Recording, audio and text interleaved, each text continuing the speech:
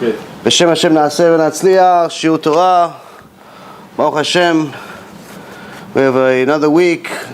It's an interesting last few days. Everybody's wasting their life following this election. Who's going to win? Who's going to lose? They are also worried about Maaseh Adam, the hands of man, and they forget about who controls man. And that's the one thing that we try to remind ourselves with these Mussar shiurs. You know, we have all of these mitzvot. You know, we have to do all of these things. And it's really nice that we have these mitzvot, we have order, and so on. But this book, you know, Baruch Hashem, we're doing this Pirkei Avot shiur, and so we try to use a bunch of different sources. And this tiny book, Pirkei Avot from Art Scroll, I got this too. I said maybe it has some other things I didn't see, and that's not in this book. It actually has something in the beginning that I thought was brilliant. And it talks about, you know, someone asks, Arav, if learning Mussar is so important, why is it not one of the 613 mitzvot? Why is it a mitzvah, 614? Learn Mussar. It's a good question, right? It's a good question. And it says here, now the Vilna Gaon also has an answer, which I'll tell you in a second, but this book says something. It says, in the truest sense, this non-halachic book, meaning the Pirkei Avot, which is not about halacha, is a prerequisite to halacha itself. Meaning, if you even want to have a chance at being one of these people that follows halacha for the right reason, does what's necessary, not because you became accustomed to it, like the guy that lives in the jungle got accustomed to walking around in underwear. Like the surfer got used to walking around in a bathing suit all the time. Like the criminal got used to killing and seeing dead bodies because that's what he does for a living. Got accustomed to it because got it to become a part of your life because of the right reason. You're worshiping Hashem, you're serving Hashem. In order for you to get to that point, you have to work on yourself.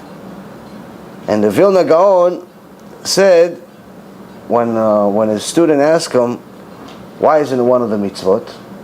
He said, because the whole point of all of the mitzvot is to make you a human being.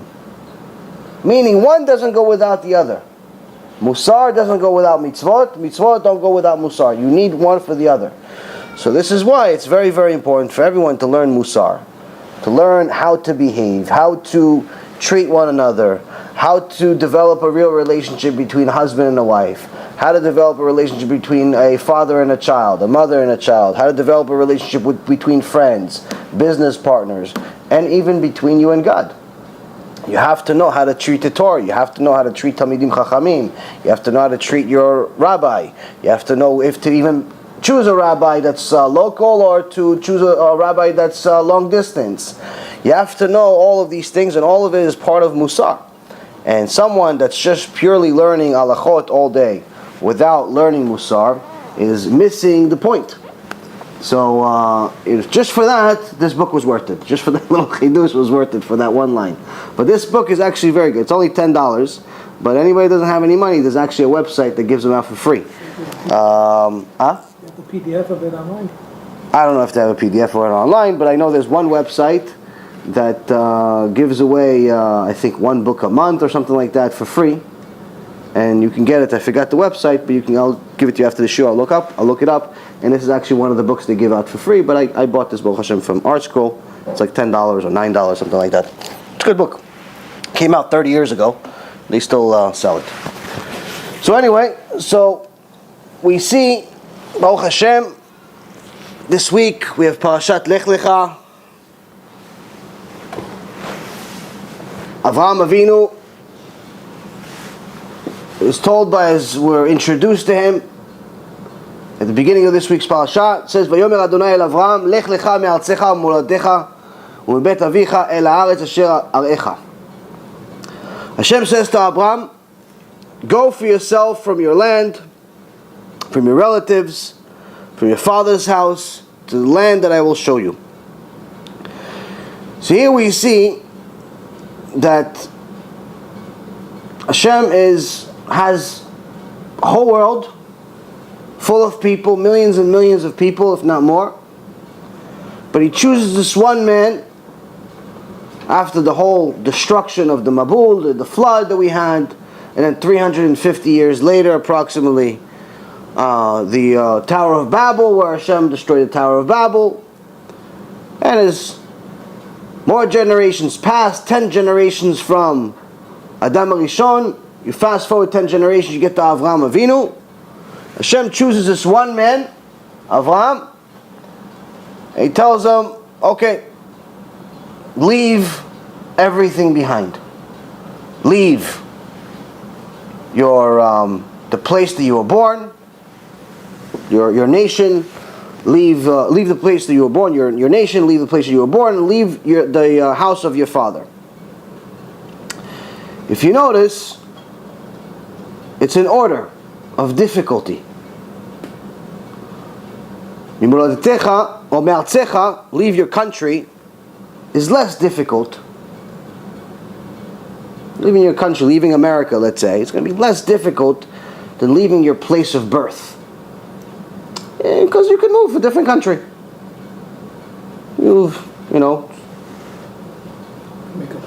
Make a move. Get a job. There's different reasons. But leaving your hometown, I grew up here, my high school is here, my friends are here, it's a little more difficult. So that's the second step. So he says, Me'artzecha, which is your country, and then the place that you were born in, which in essence is the same place he's talking about. And then third he says, Mi bet avicha, from your father's house, which is the most difficult, leaving the house of mommy and daddy. So here you see there's a order of difficulty. Now obviously if Hashem wanted to just say this to Avraham Avinu, and not to us today, then He would just say, Avraham, leave. Lech lecha, zeh, that's it. You understand, Avraham was a genius. He already discovered God at the age of 3. At the age of 3, he realized that a God is real. He realized that God rules the world. Just when he came out of the cave, because what ended up happening, according to the Midrash, Nimrod, the wicked king at the time of Babylon, was called Nimrod because he caused everyone to go against Hashem. Did he know that Hashem existed, Nimrod? Okay. And he wanted everyone to go against it and worship idols, worship him. But the people that worked for him, that would read stars, the necromancers, told him one day that someone was born today that's going to destroy you. A boy was born today, so he commanded all of the people that had boys born that day, bring him in. Now one of his workers, Terach, everyone knew that he just had a boy. So okay, bring the boy. Now Terach obviously is his son. Avraham is his son. But Terach also had a maidservant that he also, that was like another wife of his. And she also had a boy that day. So he brought that boy. What a coincidence. Everything coincidence. So he brought that boy, and Nimrod the Rasha killed all the kids. And then he went and he hid Avraham inside the cave. For the next 3 years, Avraham was inside the cave. Eventually, after 3 years, Avraham came out of the cave and he saw there's a sun. He's like, oh. So he started worshiping the sun. He's like, that must be God. He realized that it has to be a God. There cannot be this world. He started looking around. He's like, well, look at the tree. Where did the tree come from? Where did this other tree come from? Where did this big mountain come from? Who controls all these big things? Who made all of this? Can't be all of this came from nothing. It's not like the idiots today that think that everything came from some explosion by accident. At 3 years old, he was already smarter than the entire generation we have. So he's like, everything has to come by a perfect designer. So he says maybe it's it's the sun. So he starts worshiping the sun. And then he sees the sun goes down and the moon comes up. So he starts doing tshuva. I made a mistake. Obviously the moon is stronger than the sun because the sun went down. Is bowing to the moon. So he starts doing tshuva, starts crying to the moon. I'm sorry, I worshipped the wrong one. You're the God, you're this one. He's doing tshuva now. So the whole night he's crying to the moon, I'm sorry. But then the moon goes down. So obviously he realizes, okay, not this one, not this one. And he starts crying to Shamayim, asking, please, please tell me what's the truth. And then Baal Adira, the owner of the house, mitzitz, meaning peeks, and shows them, it's me. Hashem says, you're looking for me? I'm God. So already Avraham Avinu was a brilliant mind from birth, discovered who Hashem was already at a very young age, didn't need Torah proofs, didn't need any special DVDs or anything. Baruch Hashem, he discovered it just by seeking Hashem. But he's in a different generation, different times. We're very much lower than he was. But nonetheless, why am I mentioning all of this? Because if Hashem was just trying to talk to him here, he would just say, Avraham, lech. Avraham, go. So here we see that Hashem is saying not only a message to Avraham, he's saying a message to us today. He said, listen, to Avraham, who was a genius, who was a tzaddik, who was the forefather of Judaism, I'm giving him specific instructions. Leave your homeland. Leave the place you were born. Leave the house of your father. And I know it's getting more and more difficult. Each one is more and more difficult. The tests are going to keep getting more difficult. Why? Because if you want to get to where I want to take you, you have to withstand these tests. And they're only going to get harder. They're not going to get easier. The tests are not going to get easier. It's going to be harder, bigger tests. But remember, you want to get to where I want you to be? You want to get to the homeland? You want to get to the promised land? You want to get to the grand prize? You have to leave everything behind. If it doesn't fit in your luggage, if it doesn't fit in your heart, if it doesn't fit within your lifestyle, if it's not going to come with you and it's going to be a complement to your journey, you have to leave it behind, my friend. If your friends are not helping you do tshuva, you have to leave them behind. If your girlfriend is not interested in doing tshuva and getting married like a kosher couple, you have to leave that behind. If your boyfriend is still interested in going to bars and you want to do a real tshuva, you have to leave that behind. You have to understand that this is not necessarily telling people, listen, break off our relationship, don't call your parents anymore, everyone's not worth it. I'm not saying that. But you have to understand that in order to get to where you need to be, in order to get to your destination, sacrifices are going to be necessary. Some of those sacrifices are not just going to be money or health or time. Some of those sacrifices are going to be relationships. And that's one of the more difficult things for people to understand and to deal with, because listen, my friend since, I was 10 years old, how could I leave him behind? I'm not saying you leave him behind. I'm saying that you have to go on your journey, and you cannot allow anyone to hold you back. You go do your thing, you do tshuva. Once you're strong, you come back and help anybody you want. But you can't not do it because your friends are not coming. You can't not do tshuva because your girlfriend's not willing to do it. You can't not do tshuva because all your boys are still interested in baseball games. And you can't say, listen, you know what, maybe I could do like half. I could hang out with the guys and learn some Torah. I could violate half the Shabbat. There's no such thing. It's either 100% truth or 100% lie with some truth in it, which is still a lie. So here Hashem is telling us in this week's parasha, there's going to be certain sacrifices that we need to make in order for us to get to where we need to be.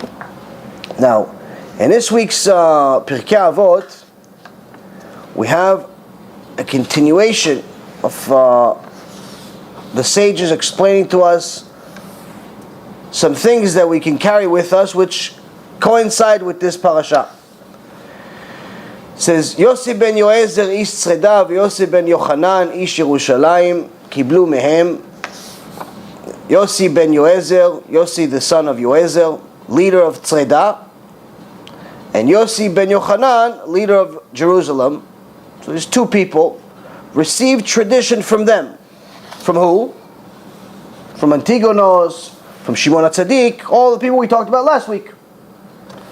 So here you see that unlike all other religions, all other cults, all other belief systems that people have, in Judaism, we must know where the source is. If you notice, I try to make an extra effort because it's not one of these big Talmidim Chachamim that knows everything by heart. So I try to make an effort to remind you guys, if anybody wants to double check here or online, where I got what I said, so they don't think it's from my own opinion, I make sure of the source. This is not to show off, I know page number this one or that one. It has nothing to do with that. Why? Because as it says in Pirkei Avot, someone who provides the source of where he got his information from brings salvation to the world. This is chapter 6 of Pirkei Avot. So, in Judaism, it's very, very important to provide a source. Why? Because number one, we're not interested in your opinion. That's what Am Yisrael is telling you, we're not interested in your opinion. The only opinion we're interested in is God's opinion. And if it's not direct from God, meaning we didn't get it in the Chamisha Chumshei Torah, the 5 books of Moses, in Mount Sinai, then we know we have to get it from the sages, which is also part of the Torah we got from Mount Sinai, but it's oral Torah. Either way, we need to have a direct lineage from what you're saying all the way back to Mount Sinai. Either written Torah or oral Torah. Your opinion is irrelevant. We have no interest in your opinion whatsoever. Anyone that states their opinion and makes it as if it's the Torah, it's 100% kfirah. It's not Torah. You have to tell people, if it's your opinion, it's okay. You're allowed to say your opinion. But tell you, it's my opinion. So, in Judaism, we have a rule here. We have to know that everything has a source. So here you see again, every week we see each Mishnah starts with where they got it from. First Mishnah was Moshe got it from Mount Sinai, gave it to Joshua. Joshua gave it to the elders. The elders gave it to the prophets. The prophets gave it to Anshe Knesset HaGdolah, the men of the great assembly. Then the week after that, we say that the last of the men of great assembly was Shimon HaTzadik. Then after that, last week we had Antigonos, which was one of the Shimon HaTzadik's students. And now we have Yossi ben Yoezer and Yossi ben Yochanan. It says they received it from them. From who?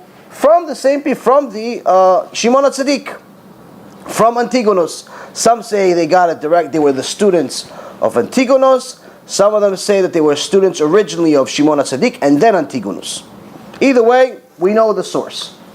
This is the same case with the entire Torah, where a lot of people have problems with beliefs. Usually you find out that some of them are true truth seekers, meaning that really looking for the truth, they just don't know. But sometimes it's just people that have an excuse.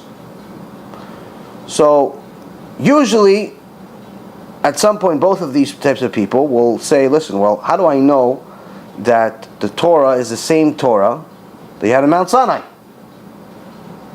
How do I know? And the reason why we know is because we have exactly the names, which I'm going to read off to you right now, just for the record, for people to know. We have exactly the names of where our Torah was, all the way from Moses, all the way to today. So there's no questions of, nobody can say, listen, the rabbi this, the rabbi that, no rabbi, no nothing. Okay, so here's the list. This is also part of the oral Torah. Moses, greatest of all prophets, gave it to Joshua, Yeshua ben Nun, not the Christian. Yeshua ben Nun, one of the greatest prophets of all time. Also gave it to Elazar, the son of Aaron, and also Pinchas. So he taught all three of them were his main students. After that, Pinchas, which was the high priest and the son of Elazar. After that was Eli, the judge and the high priest. After that, Eli gave it to Samuel, the prophet. After that, King David. After that, Achia, the prophet. After that, Elijah, the prophet. Elisha, the prophet. Yehoiada, the high priest. Zechariah, Hosea, Amos, Isaiah, Micha. All of these are prophets I'm mentioning. Then it's Joel, or Joel, I think you say it in English. Then the next, each name I'm mentioning is a generation. Then after Joel, it's Nahum, or Nahum, I think in English, 17th already. Then after that, it's Habakkuk. Then the 19th generation, it's Zephaniah. Then 20th is Jeremiah, the prophet. Then it's Baruch, the prophet. Then after the 22nd generation, it's Ezra, the scribe. But his court, Ezra had the scribe, but he had a court, which included the prophets Haggai, Zechariah, Malachi, Daniel the prophet, which we have the book of Daniel. Like all of these actually have a book of them. Hananiah, Mishael, Azariah, Nehemiah, Mordechai, Zerubbabel, and Shimon HaTzadik. Same one that we have here, we talk about.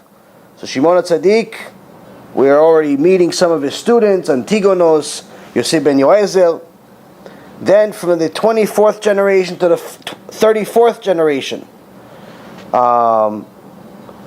there is a series of in the introduction to Mishneh Torah by the Rambam. It's a series of people. He shows you who all those people are. Then in generation 35, Rabbi Yehuda Nasi, Rebbe. He's the one that continued the oral Torah, and he actually abbreviated the oral Torah because the oral Torah was so massive that Rebbe knew that it was the generations are little by little deteriorating, and they're not going to be able to memorize all of this oral Torah. To give you an example, in the Gemara Masechet Avodah Zarah, it says that Avraham Avinu, his Gemara Avodah Zarah, his tractate of Avodah Zarah, had 4,000 parts. 4,000 parts. Ours today is condensed to, I believe, 7. 2 books. Avodah Zarah is 2 books. Small books. 2 books. Each one is 500 pages, I think. Where's it? It's 1. There's 2. This is Gemara Masechet Avodah Zarah. So this is Gemara Avodah Zarah right here. There's these 2 books. How many parts in there? Yes, 5. I'm sorry, 5 parts. We have 5 chapters in Masechet Avodah Zarah. Each one of these, I don't know, maybe 500 pages, let's say. So yes, 5 parts, let's say. So meaning these 1,000 pages, let's say, are divided into 5 parts. So you have 4,000. He had 4,000. Meaning that just to Avodah Zarah would fill up pretty much half this house, half this living room. We just keep it. You understand what I'm saying? This is the oral Torah. This is what he knew in his head. So to finish the Shas, to finish the entire, just to finish the Masechet Avodah Zarah would probably take you a lifetime. Forget about finishing the entire Shas. Today, with the minimizing that they've done, it still takes 7.5 years for someone that does Daf Yomi. This is minimized version. This is minimized version. So it all started with Rabbi Yehuda Nasi, Rebbe, in the 35th generation after Moshe Rabbeinu, who minimized it in a brilliant abbreviated version and called it the Mishnah. And then generation 36 to 39, Rabbi Yochanan wrote the Talmud Yerushalmi. The Talmud, he wrote the Talmud, which you see here, but the Jerusalem version, which came before the Bavli, before the Babylonian Talmud. And this was written The Talmud was written 300 years after the destruction of the Second Temple. The Second Temple was destroyed approximately 2,000 years ago. A little less than 2,000 years ago. So the Jerusalem Talmud was written 300 years after the destruction. Okay? And then in the 39th generation, Rav Asher wrote, the sage Rav Asher wrote down the Babylonian Talmud, the Talmud Bavli. He knew all the rabbis, Abaye and Rabba. He knew Exactly. all that stuff. Now all of that, putting together the whole Talmud, was work, massive work. It's parv. If you're asking, what is it? It's parv. Parv and it's mezonot.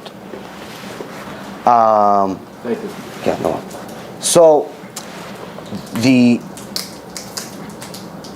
putting together the whole Talmud meant that you needed to know not only an enormous amount of Torah, but you needed to know everything that everyone said over the last almost 500 years. Conversation that Rebbe had with this one, the conversation that this one had with Rav, and Rav had with Rava, and Rava had with Abaye, and Abaye had with his students, and students had with Rabbi Meir. You have to know everybody's conversations, what he said, and his opinion. This is work, 500 years worth of work. He has to know everything. Amen. Everyone's work, everyone's words, because this is halachot, this is Mount Sinai, this is life or death. And it's all true. Even if one sage disagrees with the other, there's a machloket, they're both right. There's Bet Shammai and there's Bet Hillel, they're both right. We go most of the time, we go by Bet Hillel, he's more lenient. But they say that at the time of Mashiach, we're going to go by Bet Shammai. It's going to be stronger. We're not going to have Yetzirah, Baruch Hashem. So, we see here that unlike all of the other religions where some guy had a dream in the middle of the desert and no witnesses, or some woman had a dream and somehow she got pregnant when her husband wasn't home, there's nothing like that in Judaism. Judaism, we know exactly where everything came from. And also, all of the people that wrote it, all of the people that were involved in it, all of the people that said anything, we see clearly it's not their opinion. Why? You see where they got it from. You see the source is all the way to Mount Sinai. Yes, they put, pen to paper. But you see where the source came, and you see it's all the way from Mount Sinai. Now, this is everything. Because if it's from God, I can't go against it. It's from God. Who am I to tell him what to do? I agree with it, disagree with it, it's irrelevant. Your opinion is no longer relevant. He's the manufacturer, he's the creator, he's right. I agree with it, disagree with it, doesn't make a difference. But if it's for man, what makes him better than me?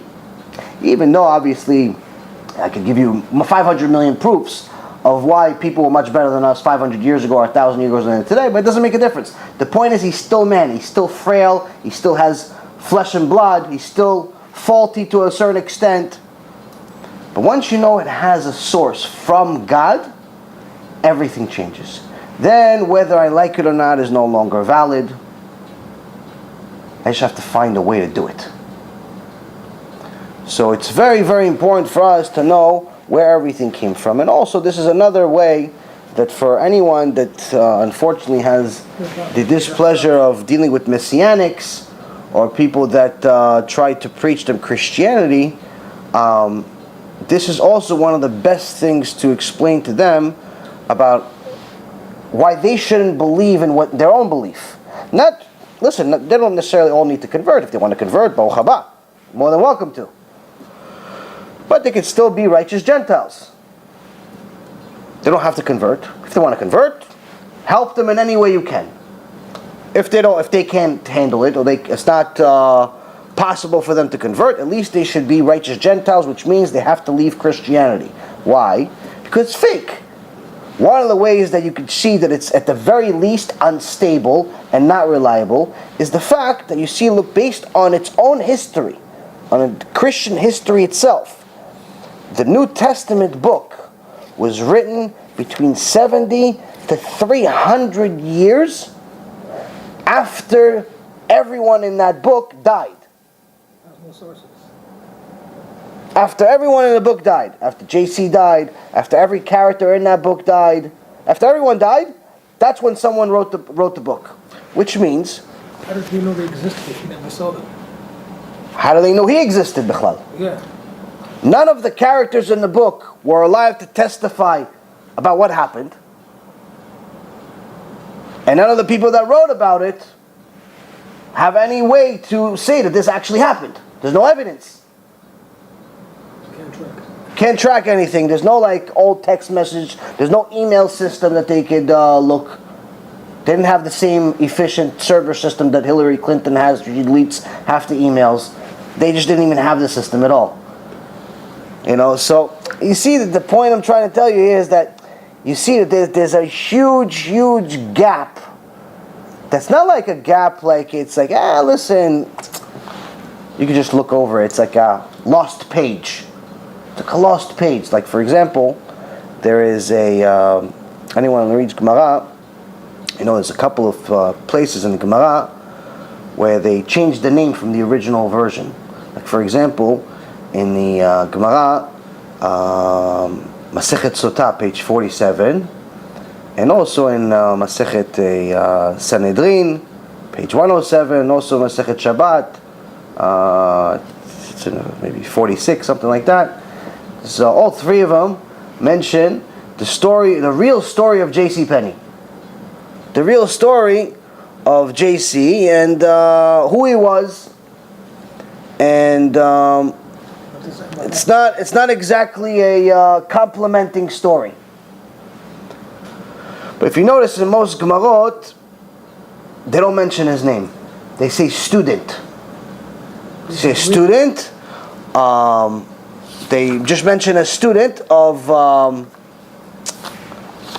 his Rav, what's his name? Yeshua ben Parchia. The student of Yeshua ben Parchia. And they talk about the whole thing that happened. In the Gemara Masechet Sotah, it talks about exactly the details of what happened, where pretty much the Yeshua ben Parchia, the rabbi, the sage, was traveling, and you know they were hiding first. They were hiding from the Romans, and then he found out that there's peace, so he was coming back into town. But he stopped over at some righteous person's house, and this righteous person's wife was very accommodating, very nice lady. She was giving him food and so on, and the rabbi, Rabbi Yeshua, was saying to his students, look what nice midot she has. Like what derech eretz she has. And the student, which is we find out as JC, says, she's ugly. Look, her eyes are crooked. First of all, he misunderstood the rabbi, thinking that what he said was instead of her having derech eretz, was she looked good. He was just saying she has good midot. And some say he misunderstood it. But either way, his answer was completely inappropriate, saying, no, she has crooked eyes, she's not even good looking. And there's another maaseh, there's another event where they say that he looked at other women. Long story short, the rabbi said, this is rasha. This is what you learn from me. You learn to occupy your mind by looking at women, especially somebody's wife. And he kicked him out. So then he tried coming and apologizing twice. And the rabbi, wanted to teach him some Mussar. He was a very strong rabbi, and he rejected him the first two times. To show that he's serious. He really did tshuva. And it says basically, if you're, if you wronged somebody, you have to ask for forgiveness 3 times. But it also says that if it's a Talmid Chacham, 1,000 times is not enough. But either way, Yeshua ben Parchia was planning on forgiving him on a 3rd time.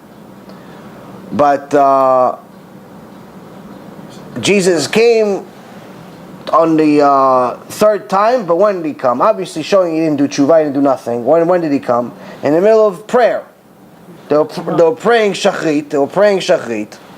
Now halacha is, you're not allowed to speak during your prayers. Not like the Bet Knesset where everybody talks like about baseball and football and the elections. Not allowed to speak during prayer.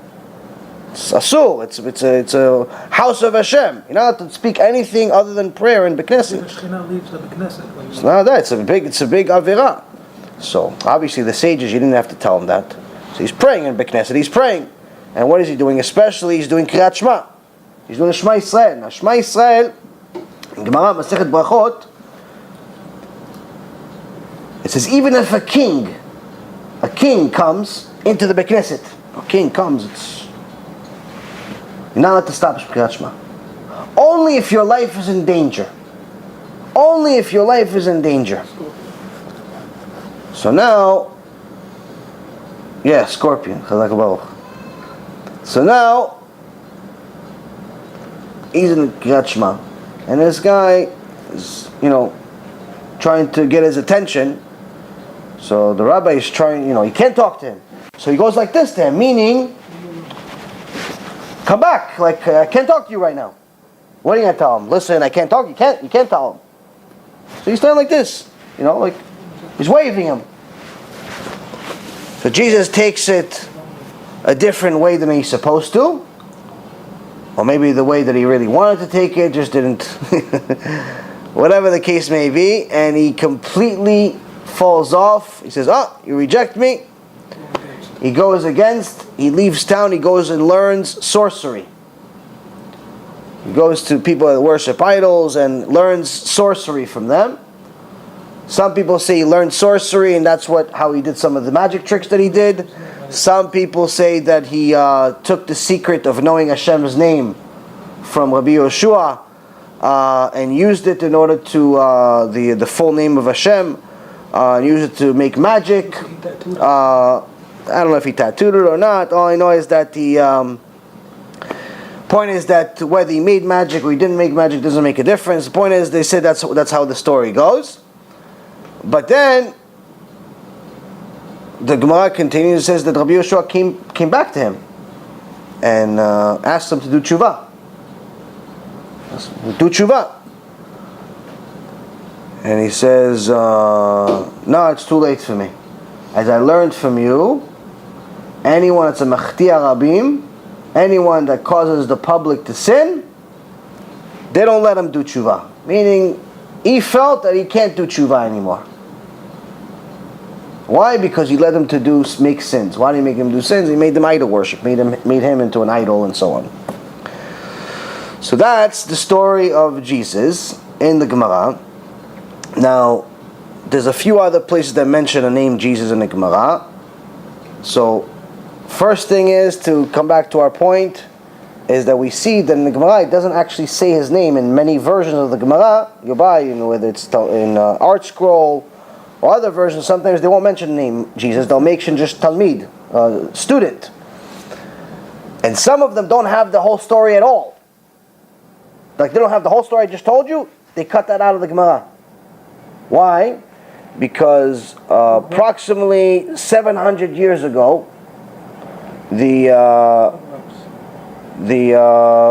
Christians saw a Gemara and they took offense to it, saying that they're talking bad about their God.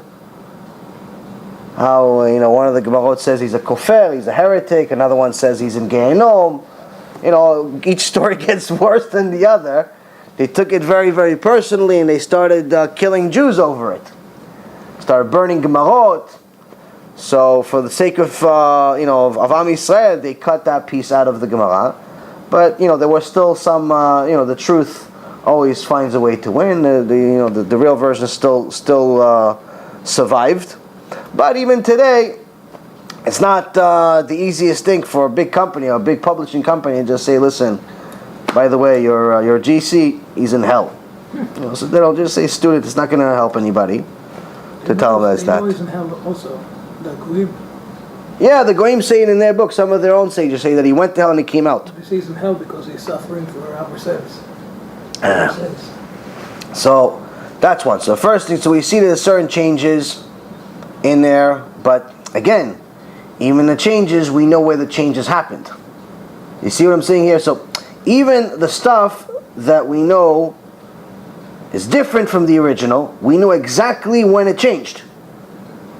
We even try. Judaism is one of the beauties about it is that we could even track the changes of when those changes happened and what they were, meaning that we could always get back to the original. And because there wasn't that many changes anyway, and any one of the changes, we have a reason for it. If it's to save Am Yisrael from murdering, then obviously we're going to change something to take out this little story that's not necessary. You understand? So that's one. The second thing about that point is that why do they mention in the Gemara several times? One of the reasons they mention in the Gemara is to teach us that when you're rebuking somebody, you should push with one arm and pull with the other.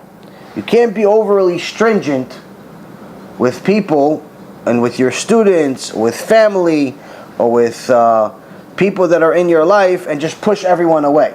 So over here we're learning on one end, yes, lech lecha, you have to leave your place of your nation, you have to leave your or your country, you have to leave your place of birth, you have to leave your father's house. Yes, on one end I tell you, listen, you have to make certain sacrifices and move on with your life. But we're not saying leave them and completely disassociate with them forever. What we're saying here is that if you look at the continuation of this story, you see that initially Avraham left, but then eventually you see Terach is back in the story. His father is back in the story because Terach eventually did tshuva. He didn't continue an idol worshiper for the rest of his life, but since he actually made other people sin, he had to come back in a Gilgul. He had to come back in a reincarnation. And Chazal says in the Zohar Kadosh says that Terach came back as a Gilgul as Job. Job, which is the one that suffered an extraordinary amount of suffering. And one of the sources that shows that Terach and Job were the same neshama were the fact that they said that they responded to their wives the same way. When there was different when disaster struck and they got upset at their wife, they both responded the same way, the same words to the wives. So the point here is that, yes, at one point you're going to have to make a certain sacrifice and leave everything behind, leave your friends behind, leave whoever behind, and get yourself stronger, get yourself closer to Hashem. Get yourself really, really close to Him and strong enough to do kiruv. You can't just go hang out at the bar a week after you started keeping Shabbat, thinking you're going to get everybody else to keep Shabbat. First, you have to show people that Judaism is not a nice thing to do. It's part of you. Torah is not just a hobby. It's you. You need it. Once you show them it's priority number one, that character trait, that choice is stronger than any word you can say. But if you tell them, listen, today I learned Torah, tomorrow I'm going to hang out with you. Or you know what, if it's better for you, I'll hang out with you today and tomorrow I'll do Torah. Which means that Torah is like an elective. You could do it sometimes, not do it sometimes. They're more important than Torah. Sometimes the Torah is more important than them. Sometimes, like if you here and there, that's going to be more valuable to them than any words you're going to say. Meaning they're not going to listen to anything. I said, listen, his Torah is sometimes valuable, sometimes not valuable. When he decides, I'll decide. So that's also something very important. But at the same token, you have to, so one end, you can't push them away completely, disassociate with them, never call them again, nothing. Or call every single person on the street, Rasha, Rasha, Rasha. You can't do that. On the other hand, you can't be one of them. So you have to pull them in a little bit. Hey, listen, let's hang out. But you know what? Let's hang out. It's Shiur Torah. You know what?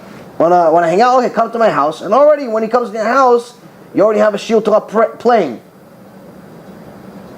You know, you're not going to watch cable television, Chas v'shalom. What are you going to do? So you put a DVD in there of Rabbi Mizrahi's shiur. You put a YouTube on there. You watch one of our shiurim, and it's already playing in the background. The guy's going to hear, oh, what is that? Oh, and say, oh, let's listen to it 5 minutes. Next thing you know, the guy's listening for 2 hours. So you have to be smart. So you have to be creative with things like this. You pull in one hand, you push with the other hand, and Bezrat Hashem, you help people do tshuva. So here, so far we've learned that in order for us to do tshuva ourselves and to help other people, we have to know a few things. Number one, we need to know that what we're doing is not our opinion. It's something that has direct sources, direct records all the way from Mount Sinai. Once you know this is directly from God, it gives you all the conviction you need to do it and to preach it. Because if it's just your opinion will change. Eventually your opinion will change. Today you like blue, tomorrow you like green, next week maybe you like pink, and 2 weeks from now you don't like any color. 6 months later you like white because it's this and that. Your opinion's going to change. But if it's from God, it doesn't change. Then you know, wait, this is God. God said this. God said this. Then it's all the conviction you need. So that's one, for you to do it. Second thing is, when you talk about it, you're going to have a lot more passion about it, because again, who doesn't want to spread the word of God? If God spoke to you at Mount Sinai, you're not going to tell everybody? People get a bracha from some rabbi. They get, they tell the whole world for 30 years. People went to the Rebbe from Lubavitch 30 years ago. They got a dollar bill. Till this day, they tell the story. Okay, the Rebbe was a big tzaddik.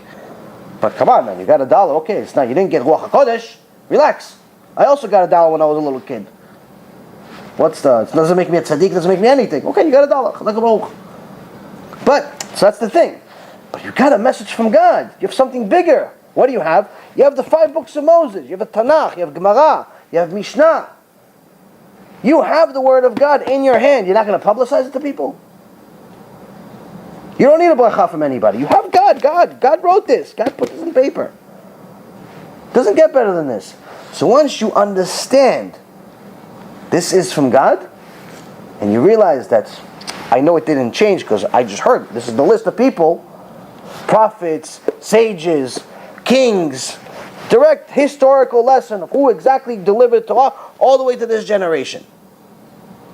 Okay, this is I have sources that are reliable. I have proof this is from God, and it hasn't changed all the way to now, and any change I can track. So if they change a name to student, I know why. And any other changes that are in the Torah, in the oral Torah, there's a reason for it, and you can track them. There's even books about it of certain things that have changed over the years, and why. But it's not like thousands or anything like that. There's a few changes here and there. No, halakha doesn't change. Halakha is from Mount Sinai. There's certain things that are no longer relevant. We can't do during our times, but halakha doesn't change. There's minagim. There's customs that change, but not halakha. So now you have yourself all the conviction you need in order to publicize Torah, because now you know it's from God. It's not anybody's opinion. It's not Yaron's opinion. It's not Rabbi Mizrahi's opinion. It's not anybody's opinion. It's not your opinion. It's God's opinion. That is something I want to sell. It's the best product in the world. So that's one. 2, it's not going to be easy. Why? Because no one wants to listen. Why? Because if they listen, they already know ahead of time. Their Yetzirah already knows. If I listen to this, I know he's right. And I can't, if I know he's right and I'm wrong, I can't continue doing what I'm doing. Because that would make me insane. To know that what you're doing is wrong, but continuing to do it would make you insane. That's the definition of insanity. Doing the same thing over and over again, expecting a different result, meaning that you're expecting it to be right eventually. No one does anything intentionally knowing that it's wrong. Meaning that if you continue to do it, you think that it's eventually going to be right. But if you know it's not going to be right, because he's right, I can't continue to do it. I have to change. But I don't want to change. There lies the problem. So sometimes you're going to have to chase people. You have to call them. You have to invite them. You have to text them. You have to email them. You have to Facebook them. You have to WhatsApp them. You have to show up at their house. You have to do whatever you want. You have to do everything. Send them packages. You have to do all these different things to chase all these different Jews non-stop to just give them a chance. To give you guys a understanding of this is a mystical story, but I know you guys like mystical stuff. It's a good story. Is this Bob, by the way? Yes. Yes. Man. Which Talmud is more important, the Bavli or the Jerusalem? We go by the Talmud Bavli. We go by the Talmud Bavli. And the reason why we go by the Talmud Bavli is because Talmud Bavli was written after the Yerushalmi, which means that the ones that put together the Bavli saw everything that the Yerushalmi wrote already, which they included. Made it better. Right. But there's some people that, It's good to learn both, right? yeah, of course, it's a big ma'ala, it's a big high level. Any big Talmidim Chachamim, they learn both of them. Yeah. But the overall majority of the focus is Bavli. So there was a big tzaddik, to give you guys an understanding of the value of a neshama, a Jewish neshama. There was a big tzaddik a few hundred years ago named Rabbi Pinchas from Kuritz. Kuritz was a place that he was born. This is a crazy story. So this tzaddik was he had Ruach HaKodesh, and one of the last generations perhaps that had Ruach HaKodesh, and he would deal with all types of really mystical things, really high level stuff like helping neshamot from previous generations, dibukim, all types of stuff like that. Now, he had 10 students, and he had to deal with them. I'll pay you each 1 ruble, which was a lot of money at the time. Pay you 1 ruble, and for each pay period. I don't know if it was every 2 weeks or every month, whatever it was considered a lot of money. Pay you each 1 ruble, and you only study Torah. Don't do anything else. You don't have to worry about anything. So let's say, for example, everybody else that would learn Torah in other places would probably get a quarter of that. So they got plenty of money. All they needed to do, learn Torah. That's it. And one of his students, the one that was like the manager to give out the money, all of them had a lot of high respect for Rabbi Pinchas. And they would never bother him about nothing. All they focused on, learn Torah. And the manager, also a lot of respect for the Rav. Very rarely would ask him with anything. Every month, he'd come to him, ask him for the money for the people, or the Rav would come to him, give him the 10 rubles, because of 10 students. He'd give out to the 9 people, take 1 for himself, and that's it. The rest of the time, they leave the rabbi alone to do whatever he needs to do. And once in a while, he would come and teach them some things, but overall, everybody was on autopilot. One day, the manager gets the envelope with the money, and he sees there's only 9 rubles. There's 1 missing. Now he's going to go to the Rav. Hey, Rav, you forgot how to count. Missing 1 over here. You tell the Rav you made a mistake. It's not kavod. It's not like today where people write you on the internet, hey, you made a mistake. It's Bar Koziba, not Shabtai Tzvi. They make sure that you know that you made a mistake on some name that's irrelevant. It's not like today. They say, Rabbi, you made a mistake. You're not going to say. It's kavod to the Rav. So he says, listen, maybe I made a mistake. Okay, so this month, I'm not going to get paid. This is the manager saying this. Manager is saying, I'm not going to get paid. He gives everybody the 9. For himself, he doesn't take it. Tzaddik. Another month, gets an envelope. Rav Pinchas gives him. How many? 9. 9. Is he going to go to the Rav or not going to go to the Rav? He's not going to go to the Rav. Tzaddik, he's not going to go to the Rav. He's thinking to himself, Kaparat avonot, what can I do? Maybe it's repentance for my sins. What can I do? I'm not getting paid again. Said that again. He pays everybody. Another month, gets envelope. How many? 9. Again 9. It's the third month. Now he's poverty now. Now he has no money. He's 3 months. All of the savings are gone.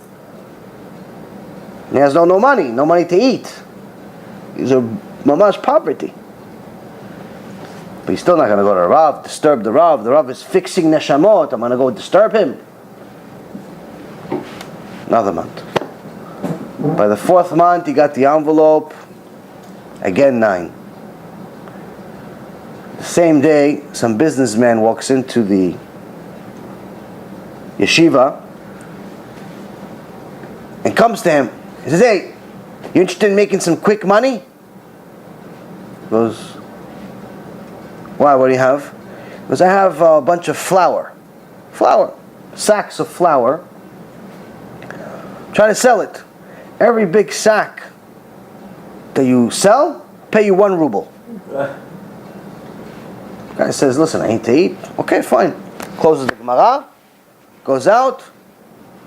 Within a few hours, he sells the whole sack. He thought it's going to take him a whole week to sell the sack. Within a few hours, sells the whole sack. The guy says, the businessman says, "Okay, tomorrow I'm going to give you 2 sacks." Next day, few hours, sold 2 sacks.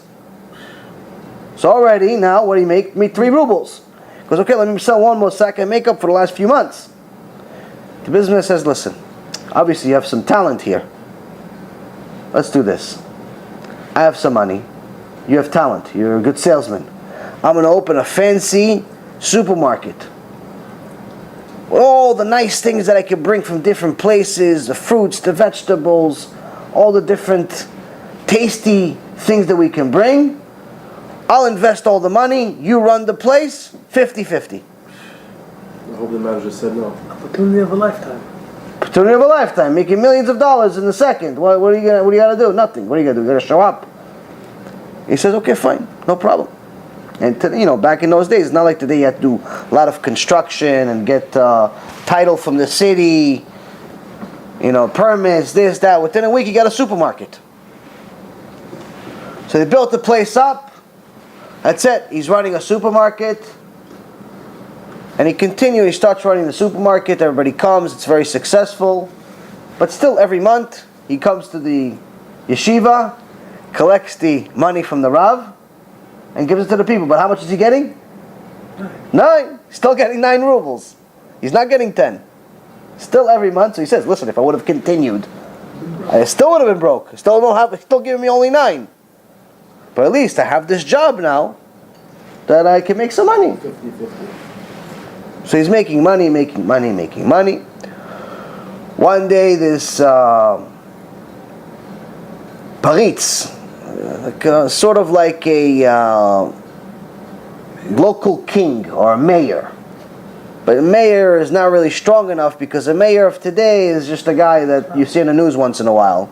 Mayor of those days was able to kill people if they wanted.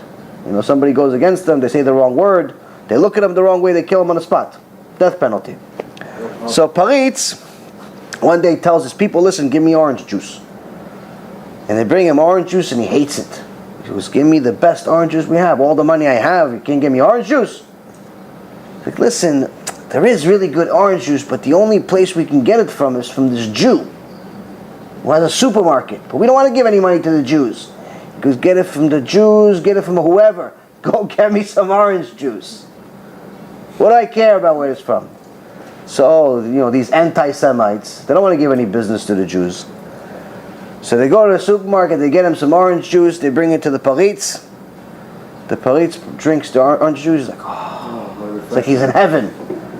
It's like, "I have to meet this person who has this orange juice." He gets up, gets on his horses, and goes to the supermarket. He meets him, He sees all the wonderful fruits and vegetables and everything he has. And he comes to the manager, to the Jew. He says, listen, I see all the stuff you have. This is delicious, this is amazing. I'm going to make a deal. Everything from my castle, everything we're going to buy from you. All the food that's going to supply our castle, everything's going to buy for you. It's like $1 million contract. This guy, that's it. He was doing good. Now he's, like I say in my lecture about my personal story. He was already doing well. Now he's printing money. How'd that thing? So now he's doing really well. A few months pass. He's still going to the kollel, collecting 9 rubles from the rabbi, and giving it to the people. After a few months of this big contract with the Paritz tells him, listen, I trust you, you're good, you're an honorable businessman, everything you promised, you gave, this, that, but I want to ask you for a favor. It's also business. And the reason I'm asking is because you're the only person that I could say is reliable and trustworthy. I said, what do you want? He's like, listen, I don't have any children. I don't have any kids. And I want something for people to remember me by. So I want to make a statue of myself. Not a statue of rock, of stone. It goes, breaks, this, that. It's nothing special. So I have a lot of diamonds and rubies and so on. And what I want to do is I want you to take it to these really crafty people in India and have them make me the same statue, but just for my diamonds. So I'm going to give you my statue that's made from stone, and I'm going to give you the whole chest worth of diamonds and rubies. And you go to India for me, if you get the statue made, come back, I'll give you whatever you want. Now, in reality, the manager here, the tzaddik, was not going to the kollel anymore. He's only going to collect the check. He's saying to himself, listen, it's not like I can tell him no. He's going to kill me. So it's not like I have it's like a no option kind of option. It's an offer that he can't refuse, like the mobsters used to say. So he says, okay. But on another end, if I do it, Baruch Hashem, I'll make a lot of money. I can donate money to Rav Pinchas. I can do kiruv. Do something, buy some CDs. Maybe a few generations later, who knows? From Wall Street to the Western Wall too. $1 a CD, you can do something. Kiruv packages. They're not cheap. You don't need all these diamonds. So anyway, so he says, okay. He gets on a ship, and the captain of the ship is a Rasha Merusha, who notices that this guy is paying too much attention to these 2 giant boxes that he brought with him. So he stops along the way at an island. He's like, okay, we're taking a break. Why don't you guys take a walk? I'll honk the horn in a half hour, and then you guys know to come back. And 45 minutes to an hour, we're going to take off. Yeah. So he gets off, gets a walk, sees the island, nice island. He hears the honk of the horn after a half hour. He starts walking back. He gets back to the beach, and he sees that the ship has already sailed off and far away and left them on an island by himself. And this is a real story, by the way. It leaves this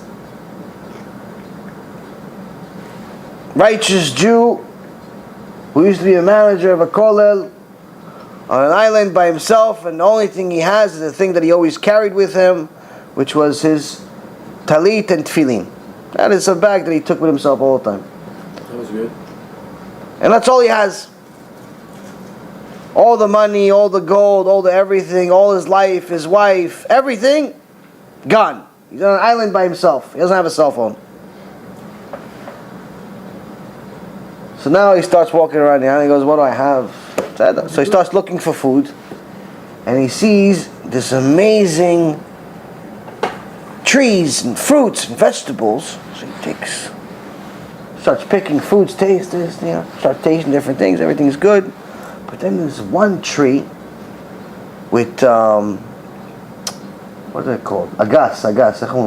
Pear. A pear tree. So this pear tree is out of this world, like pears, like he's never tasted before.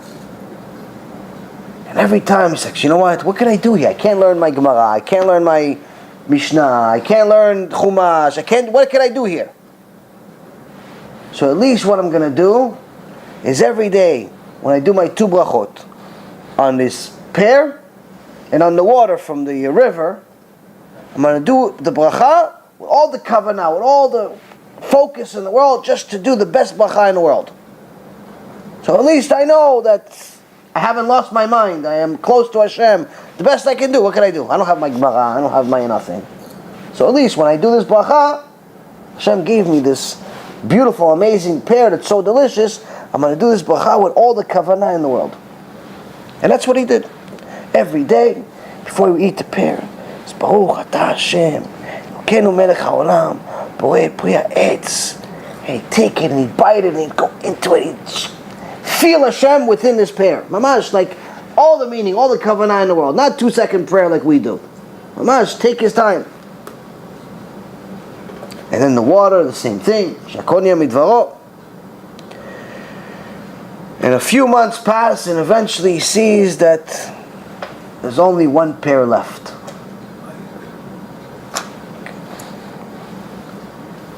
This last pear, before the next season starts growing new pears, because the rest of them are not ready. These pears are not ready. There's only one ready, fresh one. This one's going to have more kavanah than the rest of them. It's the last one. I don't know when the next one I'm going to get. It's going to be months, maybe. So he does a blessing, but this blessing is better than all the blessings he's done in the last few months. And as he finishes this pear, he hears a horn of a ship. He runs to the beach. He sees a ship just off the coast. He waves, "Hey, I'm here." He looks like he's from the movie Castaway. Beard, looks like a caveman. So after they check to make sure that he's not a crazy person, they bring him on board and take him back home. As soon as he comes home, without skipping a beat, he goes directly to his Rav. He doesn't go to the Paritz. He's scared he's going to kill him. What are you going to tell him? Listen, the guy threw me off the ship and I lost all your diamonds. Going to kill him on the spot. Does he care that he threw him off? He didn't throw him off. So where does he go? He goes to his rabbi, Rav Pinchas. Runs to Rav Pinchas from Kuritz. And this time he doesn't have the kavod he used to have as far as wait for the rabbi, tell him, no tell him. This guy just spent the last 6 months on an island. He goes to the rabbi, for the Rav. Rav season, yes. Why did you shortchange me 1 ruble? So the Rav says, go, take a shower, clean yourself up, get a haircut, come back, I'll tell you the whole story. Introduction? So he goes, cleans up, comes back, goes, yes, because his rabbi was telling him for a reason. Surprised his wife. So he comes back to the Rav. He said, yeah, why did you shortchange? He said, part of what I do is I try to help neshamot get to their tikkun. There was one neshama that no matter how many prayers and how many different sessions of learning and different fasts that I would do, they wouldn't let it go. They said, you can't fix this neshama. Can't fix this neshama. He's too wicked, did too many bad things. Can't fix this one. Yeah, but it's an important neshama. And he tried to fast for it. He tried to fix it. He tried to do all these different things to save the soul from going to eternal Gehenom. And he got to an agreement with the Bet Din of Shamayim. And he told him, listen, There's only one condition. We give you one deal. What's the deal? We're going to put this neshama inside a pit in the middle of the world, in the middle of an island. And the only way that the neshama can be fixed is if somebody does a blessing with full kavanah.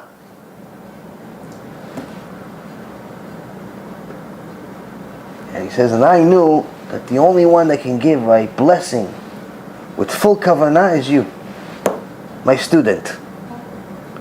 But I knew that if I told you this, it would be kavanah, but not full kavanah. So the only way that I can get you to do this mission is by putting you in a desperate situation where you had no option.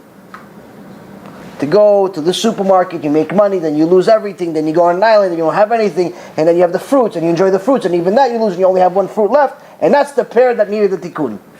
And as soon as you made the blessing on that pair, the ship came at that time. Because you fixed the neshama, you fixed the tikkun, now you come back, we learn just like we did before. And don't worry about the police, he already died a few months ago, his whole house went on fire. Shows you, What is business? business is worth nothing, it's gone. But shows you that if Rabbi Pinchas from Kuritz was worried so much about a neshama that already passed, how valuable is a neshama that's still here, how much you have to work to go get them to come back to Hashem. Neshama that's still alive here. You understand? Here's the story, real story. And then he got 10 rupees every time. He got 10 rupees after that, yeah. So you have an understanding of how valuable is a neshama. So now that we know we got the teachings from where we got it from, now the next Mishnah Aleph Hey, says Yossi ben Yoezer ish Tzreda Omer, the first out of the two, Yossi, the son of Yoezer, leader of Tzreda, says, Yi betcha bet vad lechachamim, והווה מתאבק באף רגליהם, והווה שותה בצמא את דבריהם. Let your house be a meeting place for Torah scholars. You shall become dusty in the dust of their feet, and you shall drink in their words with thirst. Sounds like a tongue twister. Very complicated message here. Says, let your house be the meeting place of Torah scholars. Okay, that we understand. That we understand.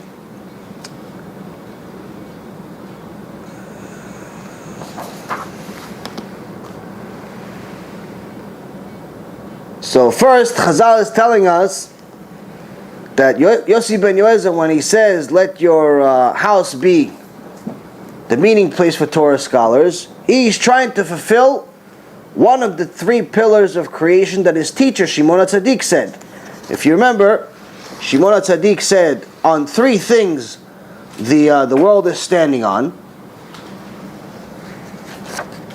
and they are Torah, the service of God, and love, the acts of loving kindness. So Yossi ben Yoezer is trying to fulfill one of them. He's saying the success at studying Torah. What do you need in order to succeed in studying Torah? Now, of course, yes, as Rashi says, if you want to get yourself friends, buy books. It's the most reliable friend in the world. Books are your most reliable. You can learn something from them, and you know it's the truth. It's Torah. People, not always necessarily truthful. So Rashi's best friends were books. No TVs. Definitely not TVs. So, now there are certain things that you can do in order to magnify your success in Torah. Now we know that Torah is learned. Obviously it's something you have to learn. You have to read books. You can't just like wake up one day and you know everything. But in reality, the majority of what you know is not from what you learned, but rather from Siyata Dishmaya. It all depends on how much Siyata Dishmaya you have. And Siyata Dishmaya means assistance from heaven.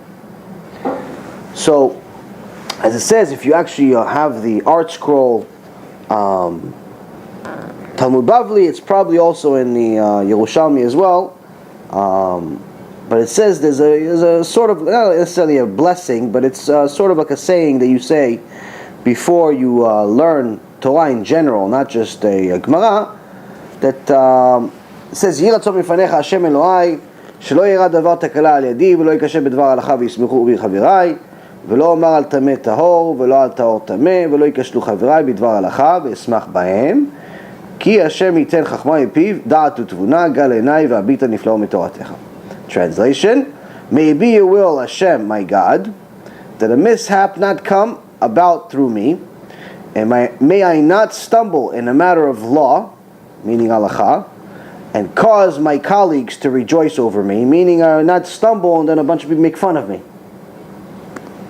And may I not say regarding something which is tameh, that it's tahor, and not regarding something that's tahor, that's tameh. Meaning, may I not learn things the opposite way, misunderstand them, say that something that's kosher is not kosher, something that's not kosher is kosher. So may I learn, whatever I learn it the right way. And may my colleagues not stumble in a matter of law, and I rejoice over them. Meaning, may I not be one of these people that say gets over him, so gets too much jealousy in his head, where I see other people succeeding and I don't like it, and when they fail, I celebrate. Like sometimes you have, unfortunately, this is part of the Satan. This is part of what the Satan does.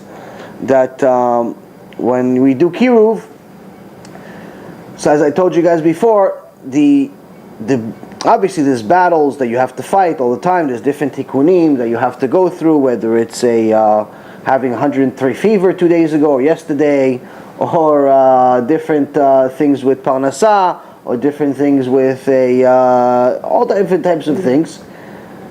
But sometimes that's part of life. But sometimes you have to battle with the biggest enemy.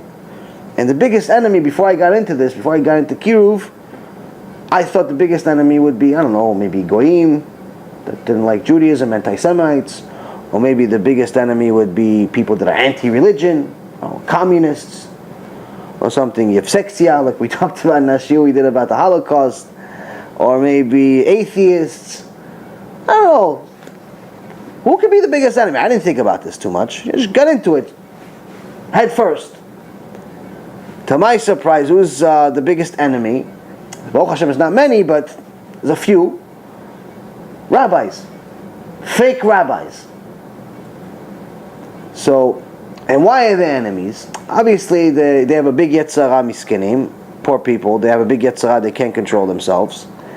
But the reason why they're falling here, and what are they doing? They, instead of helping the kiruv message, spreading the word to people, hey, listen, you want to do tshuva, go listen to this lecture, it's very motivating, it talks about this, talks about that, or if you don't like it, don't say nothing.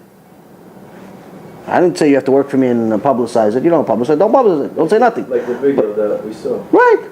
That's ridiculous. So here's the thing, you want to say something, good, say something good. You don't want to say nothing, keep quiet. But sometimes people are haters, and they don't like when somebody else succeeds and they didn't succeed. They're in the same position 30 years, they haven't moved, they still have their basic keilah, 75% of them still don't even keep Shabbat. And you come into town and already got 30, 40 people keeping Shabbat within a few months. You don't even think they're followers, just people start keeping Shabbat, but it's from you, not from them. So they have a problem with it. So these people are haters. And miskinim, I feel bad for them, because if they don't do tshuva, they have a serious problem on their hand that they won't be able to fix after this life. But anyway, it says here, may my colleagues not stumble in the matter of law, and I rejoice over them. Meaning, may I not be one of those people where I see somebody failing, and I'm happy over it. Where I become a hater. I become one of these people that wants other people to fail, because I want to be the only one that succeeds. Meaning, I'm learning Torah for the wrong reason. Not learning Torah for lishma. I'm not learning Torah for the sake of Torah. I'm learning Torah for fame, for fortune, for publicity, for honor, for all the wrong reasons. So already you're saying in this blessing or saying, and this has a source in Masechet Brachot, page 28b. Then it says, it quotes a verse in Proverbs, in Mishlei, chapter 2, verse 6. For Hashem grants wisdom, From his mouth come knowledge and understanding of God. Unveil my eyes that I may perceive wonders from your Torah. And the last part comes from Psalms. So now, here if you see what it says in Proverbs, what Shlomo Melech says, from his mouth come knowledge and understanding of God. Right after it says Hashem grants wisdom. Meaning that, yes, you're going to learn this Gemara. It's going to be difficult. And you're going to learn, you're going to break your head until you finish the first page. I remember when I first started learning Gemara, to finish one daf would take me 6 to 6.5 hours. One page, 6 to 6.5 hours. I would lose my mind. I'm like, I don't understand it. I mean, I've read a lot of books in my life, Baruch Hashem. I wasn't exactly an idiot before I got into this. I read psychology books, biology books, financial books, books. I wrote a lot of articles, did a lot of, I was in the financial industry. And I was also, a student in college and this and that. I read books, Baruch Hashem. I come into this Gemara, 6.5 hours for one page. I wanted to rip my hair out. And still, even after the 6.5 hours, I barely understand anything. Fixes the break also to fix the mind. It fixed a lot, eventually. But it took a long time. A lot of effort. And then you see, you start learning, and you learn, you go through it, and to finish the first Gemara was a nightmare. It was like so difficult, and honestly, the only reason I first Gemara, I wanted to quit 500 times. But Rabbi Ephraim, tzaddik that he is, kept me going. No, this is it. It's going to get better. He's such a tzaddik. Well, I'm glad you did. That's why I'm here. So Baruch Hashem kept me going. When I finished the first Masechet, I'm not even talking about the Shas or this. I'm first Masechet Brachot, which is like 2 books like this. Masechet Brachot. Honestly, I felt like I just conquered a nation. It's like, me and the Mashiach are close now. You feel like you're like a little mini Moses. You finished the first Masechet, even if it took you however long it took you to finish it. It's like, wow, but you feel different. But so I learned something from it. But in the reality, you think that all the stuff that I tell you guys, I learned all this stuff? I'm telling you, there's something called siyata d'ishmaya. There's knowledge that Hashem gives you, puts you in your mouth. That all of a sudden you figure things out. You have chidushim. You have different things that Hashem gives you. Not that you just learned it, but you get a certain understanding or even certain knowledge that's instilled within you once you've earned it. As it says in Proverbs, Hashem grants wisdom. Meaning, yes, you're going to learn from this book. You're going to read this book once, twice, 500 times, doesn't matter. Each time you're going to learn something new. But Hashem is going to decide when you're going to figure certain things out from this book and when, based on your effort. When you learn, the easier it becomes. Some rabbis could learn it easily. The Gemara, the more you learn. Sure, but again, there's learning the Gemara like Rav Kanievsky. He learns the entire Shas, Yerushalmi, Bavli, all the Midrashim, all the Shulchan Aruch, all of pretty much everything, every year, all of them every year, which is something that's not even human for the rest of us, to finish one of them every year. But still, he still gets new Torah wisdom every year as a result of his effort, not necessarily as a result of him reading it over again.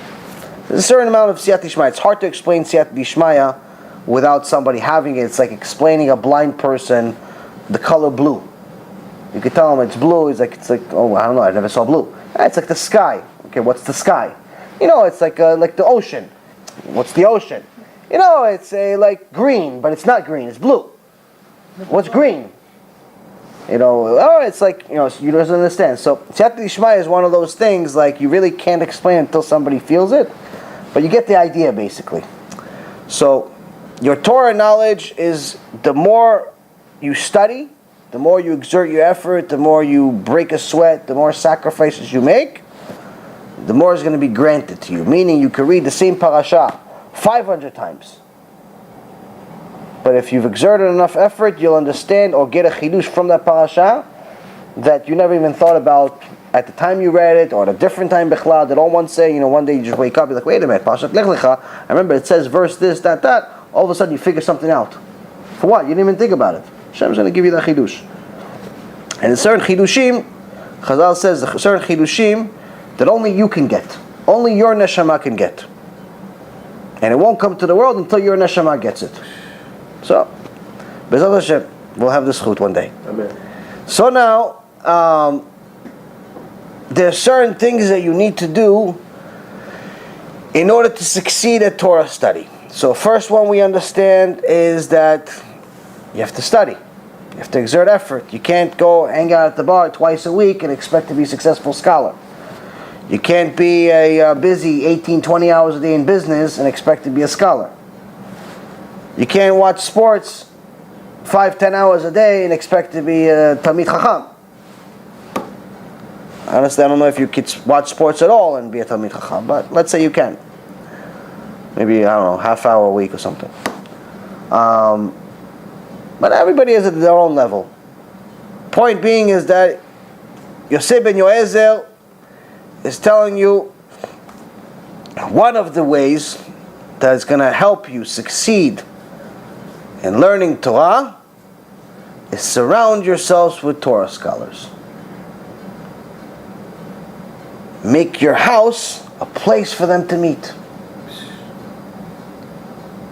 Don't be one of these people that has all this fancy house. People like fancy houses today. They always did. They spent $1 million, $2 million, $5 million, $30 million. You see all the stuff on it today. Fancy houses and chandeliers for $25,000. 16 cars and no drivers in the driveway. You have this, you have that, you have, 20 rooms, all this stuff, and barely anybody home. Just a couple and a dog. You have all these big houses and nothing, it's empty. What's it for? It's for show. So when one day, once a year, they have, the mayor come over, they can show them, oh, wow, look at this nice house, look at the chandelier. Or if Forbes comes, they can take a picture. Oh wow, look at this chandelier they have. It's all for show. He's telling you here, Yosef ben Yoezer says, no. Your house, you want to succeed in Torah, you want to have bracha in your house, make sure you have it as a regular meeting place for Torah scholars. Talmidim Chachamim. Because if you have if your house turns into a place, we have Shiurei Torah there, where there's on a regular basis, where the Talmidim Chachamim, on a regular basis, they feel comfortable coming to your house. Whether you like it or not, you're going to benefit out of it. Number one, you're going to benefit out of it from the bracha they bring to your house. All the Torah, all the blessings, all the things that you bring to your house, already you benefit. And number two, you shall become dusty in the dust of their feet. So one of the pirushim, what does it mean, dusty in the dust of their feet? Meaning if you're following somebody really closely, like in the desert, the dust from their feet hits you. So if you follow really, really closely, Talmidim Chachamim, you can overhear what they say. Whether you like it or not, it's going to affect you. The Torah, the wisdom they have, is going to affect you. You're going to become a Talmid Chacham one day, B'ezrat Hashem. If you're constantly around Talmidim Chachamim, you're going to become a Talmid Chacham. You're constantly next to losers, you're going to be a loser. You're constantly next to winners, you're going to be a winner. You're going to be next to tzaddikim, you're going to be a tzaddik. So, but it's not like if you're next to them, once a month, once a year. No, if you're on a regular basis, you're constantly making an effort to be next to people that are learning Torah on a regular basis. Whatever you can do, bring them to your house, arrange shurim, invite them, whatever you can do, bring them over to get them to be next to you at all times. Why? Because you just want to hear what they say. Now you want to tell them what you know. Listen, for the Rav, look, I read Masechet Brachot, and I want to tell you, what do you think of? No, who cares what you say? Come there with 2 ears and 1 mouth. For the Rav, Lamdeni, teach me, for the Rav. In Gemara Masechet Chagiga, 2 students of, I believe it's Rabbi Yoshua, but don't quote me on the name. 2 students of one of the big tzaddikim. They were big tzaddikim also. All mentioned by name, which means all 3 of them were able to revive the dead. the two students of a Tana, teacher comes up there and he says, "What'd you learn today in the yeshiva? What'd they teach today?" You say, "Well, the Rav, you're the fountain that feeds us. We have nothing to offer you." Meaning, that quenches our thirst. We have nothing to offer you. Meaning, how could us, the little cups, give you anything? What can we teach you? You're the rabbi. You're teaching us. I'm going to teach you. I'm going to give you something. Like today, somebody learned, I don't know, they heard some shiur. It's like, "Hey, did you know that it says in this Gemara, this, that?" Yeah, maybe you knew, maybe you didn't know, but are you coming to teach? You're coming to learn. The best is sometimes I have shiurim. Some people are funny. Shiurim. I have this one guy, Israeli guy, God bless him. He does this. So he learns something, Baruch Hashem. He learns a little bit. But, sometimes people like to show that they know also. Again, they feel like it's a race for some reason. It's not a race. Well, we're here to learn Torah. What race? Who am I, Bechlad, that you can erase me? So I say, so he learned something. And but he asked me a question that he already knows an answer. You hear that one of those questions? Like, I'll give you obviously a very example. Kvodav, do you know who was the main character in Parashat Lech Lecha? Obviously it's Avraham, but it's just an example of a question. Do you know who the main character in Parashat Lech Lecha was? Now, he's not asking me because he wants to know. He's asking me to see if I know, number one, because he knows the answer already. So to show that he knows. In front of everybody. So you catch on to this, obviously. After a while, you catch on to this. And I used to have these same type of questions in the business world for my students in the business world. I teach these guys how to study for the, big test. The Serie 7 is the first big test. It's 265 questions. And over 70% of the people fail. 70% of the people that take it fail. Now, Baruch Hashem, we know how to study, so I would teach all the guys that would work for me. I teach them how to pass this test. I teach them how to study for a few months. And they used my system of how to study it, and they passed the test. But the funny thing is about these young kids, and not all of them necessarily, I call them all young kids, even though some of them were even older than me, because to me they were all kids. But it's funny, as soon as they would study it, sometimes it would be after they pass the test, sometimes it's before they even pass the test, and they come and they tell me, "Hey, Mr. Reuven, do you know the rule, SEC rule, and they would know the answer, but they want to see if I know the answer." I'm thinking to myself, I taught you how to study for this test. You want to teach me a rule? Is there something wrong with you? This is what my idea was. And back then, today I'm a little bit softer, Baruch Hashem, trying to work on my midot, so I don't lose it on anybody, but it's still funny to me. So the guy is asking, he goes, "Do you know so and so in this parasha or this rule?" And he knows the answer. So today I say, "No, tell me. No, tell me. I don't even tell him. Do you know? Tell me what it is. Yeah, you want to hear yourself talk? Go ahead. What am I do? What am I gonna do?" So, and he told you? Yeah, no, she would tell me what it is. I was like, "Oh, Chazak Baruch, good job." And it's like every week. Every week we have something. Where's that shiur? Different shiurim. No, not every week. Whatever. Once in a while, I have this guy, and every week it's something like that. One day he'll give you a chidush. It's gonna blow your. He'll want to give me a chidush. I'm like, "Oh, tell me. Go ahead." Maybe one day he really may give you a chidush. Zod Hashem will give me a chidush. Zod Hashem, lama lo. Whatever. Listen, sometimes it's some people need to get something off of their chest. Why not? It's good for them also to have to build some confidence. You want a guy to have a confidence to learn, to see, listen, his learning is also very valuable. And this actually, I learned this midah, I learned to do this actually from my Rav Ephraim, where every time I would say, remember when you taught me, he goes, wait, stop, no, I didn't teach you anything. We learned together. You would always correct me. To this day, Every time I say, remember when you taught me A, B, C? And he goes, no, I never taught you anything. It's when we learn together. I'm like, what we learned together? You were teaching, I was listening, I didn't teach you anything. He goes, no, it's not true. He goes, I was there. We were learning together. And that's what it is. Baruch Hashem, that's how Chavruta works. You learn together, Baruch Hashem. So now, but this is also the mindset of a Torah scholar. The mindset of a Talmid Chacham is there's no such thing as a gava and all of that stuff. You have to make sure that you... What happened to the two students who were with the rabbi? Oh, what do you mean? When they... told him you were the fountain. Yeah, you're the fountain, so give us a chidush. And he says, yes, you're right. But I'm sure there's still something valuable that you learned in the yeshiva, so tell me. And they told him one thing, and he expounded on the chidush that they gave him. They told him what they learned, and he gave them even a chidush on the chidush that they learned.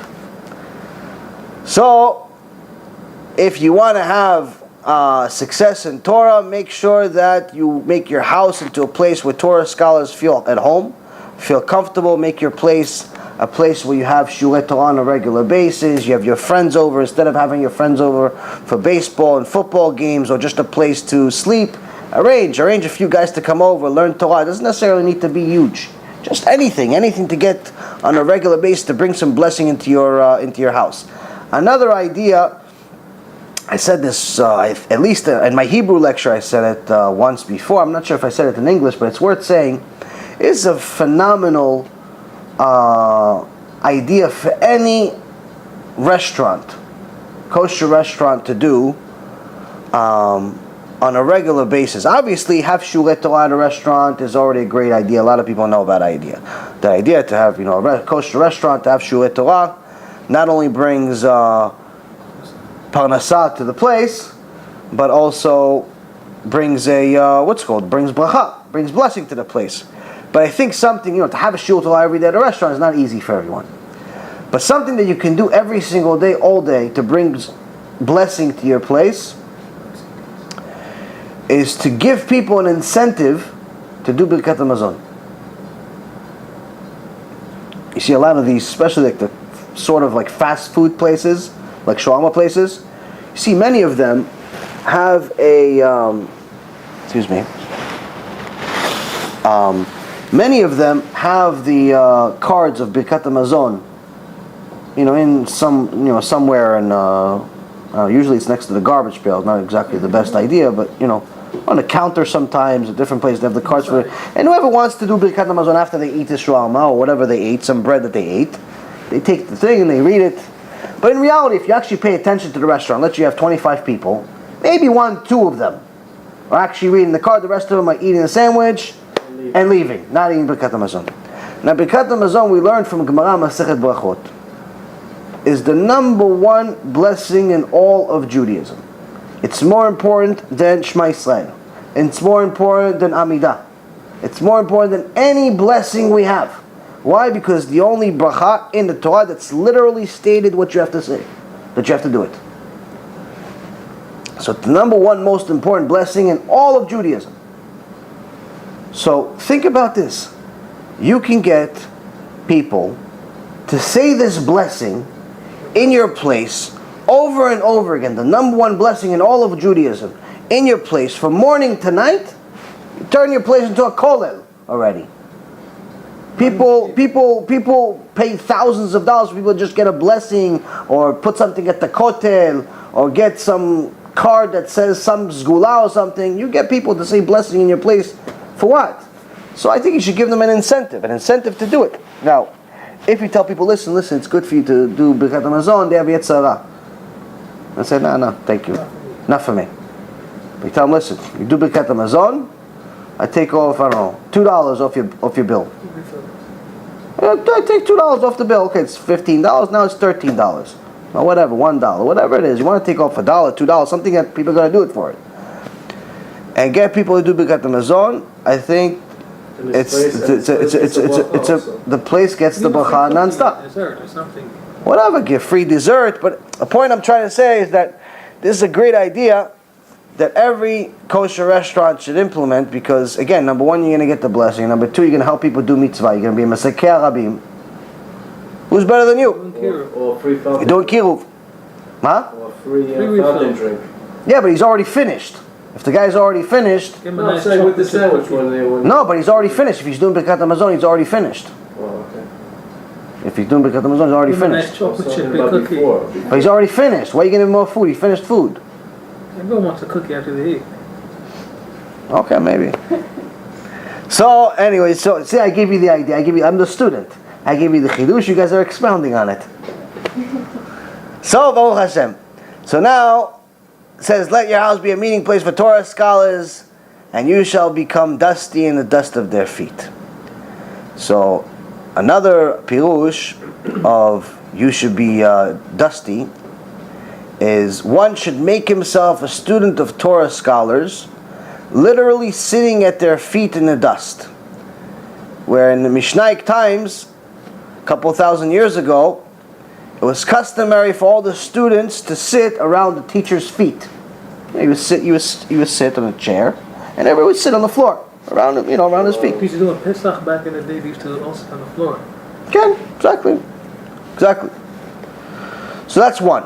But another pirush is actually that you shall become dusty in the dust of their feet, meaning you should do anything for these tzaddikim, for these tamidim chachamim, anything you need to do for them. Give them a drink, go to the store for them, go buy them something, do them a favor, do this, do that. Whatever you can do to help them with their life so they could focus on Torah. So they could focus on what they are. They're tamidim chachamim, they're scholars. Do whatever you can to make sure they stay that way. So anything of this world, oh, Kvod Harav, you need, pick up a book for you. Oh, Kvod Harav, you want to pick up your laundry. Oh, Kvod Harav, you want me to, take this, to that. All these little things. Become a shamash. Exactly, become a shamash. But the point is that you have a rabbi coming from out of town, already, Kvod Harav, don't make sure I'm picking you up at the airport. No, you don't need to, there's taxi. No, I'm picking you up at the airport. I'll be there. I'm taking you to the airport. No, listen, it's far, it's out of the way, I gotta go to work. Whatever you can do for these Tamidim Chachamim, because that's the opportunity you have. That's the mitzvah you have. That's the how you can get close to them. Make sure your place, somebody comes out of town, they feel comfortable, they don't have to ask twice. You're the place that's hosting them. And so on and so forth. Don't just be one of these people that has a fancy house that's full of nothing. Make it full of tamidim chamim. Make it full of Torah. And then the last part it says, and you shall drink in their words with thirst.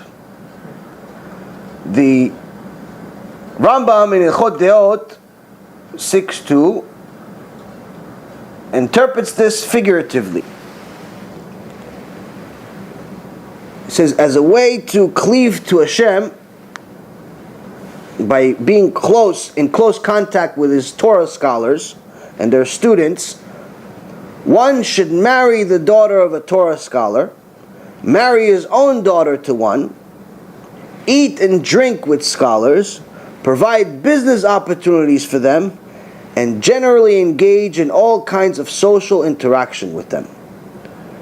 So, first and foremost, he's telling you here that you have to make sure that this is actually more in regards to the still the dust in their feet. Is Rambam is telling you that you have to be so close to them that connect to them in any way you possibly can. Marry them, marry a daughter to them. Is actually one of the sages says, sell everything you have in order for your daughter to marry a scholar. Talmid Chacham. But if she's a bat kohen, she must. But in regards to the drink their words with thirst, the Vilna Gaon cites the verse in Isaiah 55, verse 1. All who are thirsty go to water, as the source for this particular teaching, meaning that anyone, he's using obviously the reference. Water is another, what is it called? Another word for Torah. It uses a word for Torah. So he says, all who are thirsty go to water. Anyone that's looking for the truth arrives at the Torah. In so many words, it's what the Vilna Gaon is saying here. But if you really want to get what Yossi ben Yoezer is telling you here, if you really want to get the wisdom of Torah, you want to get to not just listen to chidush here and there, a little shiur here and there. You want to really get the wisdom of Torah. Act like you're thirsty. Act like it's the greatest thing in the world. Don't ever think for a second that if there's a debate in your mind, do I watch the elections or do I go to shiur Torah? That you're thirsty. Don't ever think that you're doing somebody a favor by going to the shiur Torah. Don't ever think that if you're doing any learning, like somebody other than you is benefiting out of it. When you really want to learn Torah and to get to a point of being a Talmid Chacham, you have to act like someone that's been in the desert his whole life. Like the next chidush is going to change your life. Be desperate for it. You have to do whatever you can to just free time. Any minute you have, another 2 minutes free. Okay, let me watch a clip. Another one of these clips. You have extra 5 minutes. All right, let me open a book. All right, let me do this. Like, constantly looking for time to get the next chidush. Get the next Torah wisdom that's going to add to your life. Constantly chase it. Constantly look for it. Don't look for videos of cops saving ducks in the middle of the road. Look back chidush on Torah. Baruch Hashem, you have a lot of things. That's what people do today. They look at these videos. I don't know. They see people. These videos have 1.5 billion hits. You know, we have. I don't know. We're happy when we see 500, 1,000 hits on a video, a couple thousand hits. I have one clip. This one clip we have. Maybe like 5,000, 6,000 hits on it, and I get excited. Oh wow, 5,000 people watched this clip. It's great. And but then you see one of these idiots made a clip of a cop saving ducks in the middle of the road, gets, I don't know, 1 billion hits, and I'm like, Shem Menachem, if 1 billion people watch Torah, imagine that. They're doing kiruv with the video. Everyone is sharing it on their page. Okay. No one sharing the kiruv video. Correct, exactly. So that's the thing. So you get excited, get a video. See 10,000 people watch this video, 10,000 people watch that video. You get excited, but then you see 2 babies laughing, get 300 million hits. I'm like, wow, man. How could I be? Not everyone has the merit to see. Okay, see, not everyone's thirsty is my point. Not everyone's thirsty. Not everyone's thirsty. You want to get chidushim, you have to act thirsty. So, you'll see the next Mishnah. Hey, this was actually Dalit, all the way to now. Now we're going to Hey, the 5th one. Yosef ben Yochanan, איש ירושלים אומר, יהי ביתך פתוח לרווחה, ויהיו עניים בני ביתך, ואל תרבה שיחה עם האישה. באשתו אמרו, קל וחומר באשת חברו. מכאן אמרו חכמים, כל המרבה שיחה עם האישה, גורם רעה לעצמו ובוטל מדברי תורה, וסופו יורש גהנום. Yossi ben Yochanan, leader of Jerusalem, says, let your house be open wide. Sounds similar to the first Mishnah we just read. Treat the poor as members of your household. So here we see it's an upgrade. Not just Talmidim Chachamim, even the poor. And do not converse excessively with the woman. They said this even about one's own wife. Surely it applies to another's wife. Consequently, the sages said, anyone who converses excessively with a woman causes evil to himself, neglects Torah study, and eventually inherits Gehenom. So the first thing I'd like to mention here is, obviously you see that Gehenom is not a topic I created. The sages say it. And they say it in many, many places in the Torah. It's not some mystical teaching of a place that may or may not be. It's outright in the Torah, it's in the Gemara, it's in everywhere. It's everywhere. So anyone that tells you Gehenom doesn't exist in Judaism, or it's a washing machine for 12 months, it's complete hocus pocus nonsense. Gehenom is very much real. It's Hashem Erachem, horrible. And as I told you guys many times, we're not going to do the shiur about Gehenom anytime soon, because I don't think that people are ready for it. At least the vast majority of people out there, and anyone that's ready for it pretty much already knows about it. But anyone that's really, really insistent on learning about Gehenom, you have one of two options. One, learn some Gemara, you learn about Gehenom. Well, one of three options. Learn some Gemara, you learn about Gehenom. It says some things about it in different places. You learn some Gemara. That's one. Two, learn from the book Reshit Chochmah. Reshit Chochmah, unfortunately, it's only written in Hebrew. So for Hebrew speakers, there's Reshit Chochmah, talks about Gehenom, gives you a lot of details, and that will help you understand about Gehenom. Or three, and this is probably the biggest wake-up call for anyone who really wants to learn about it, and this is very real. I'm not joking about it, and I think I told you this before. Anyone that really wants to know what happens in Gehenom, watch videos of abortions. Watch it. It doesn't need to be plural. It doesn't need to be videos. One video of what actually happens to an abortion. What happens?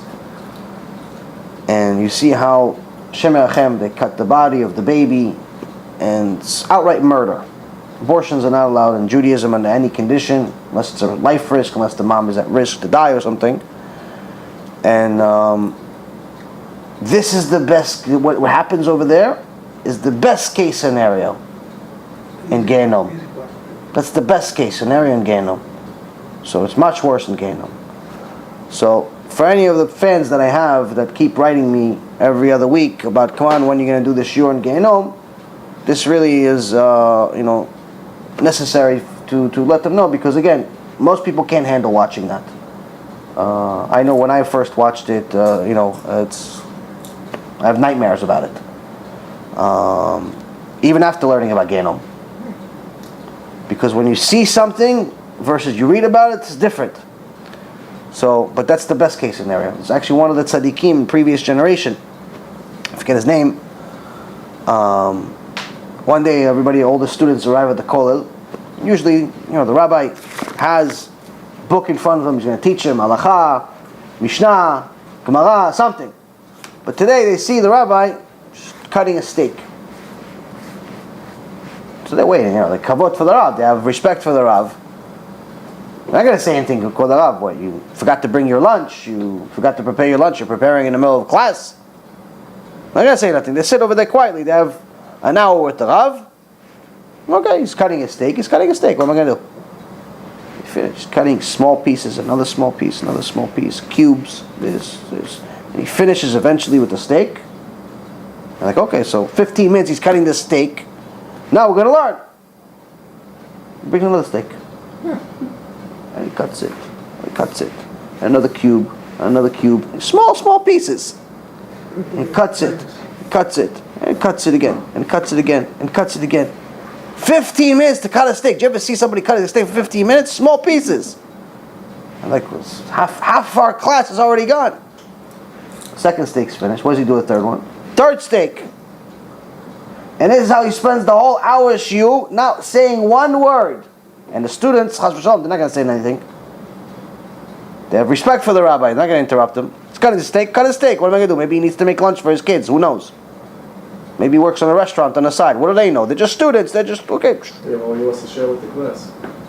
Maybe he wants to share with the class. Maybe, yeah, who knows? At the end of class, 1 hour has passed. Everybody gets up.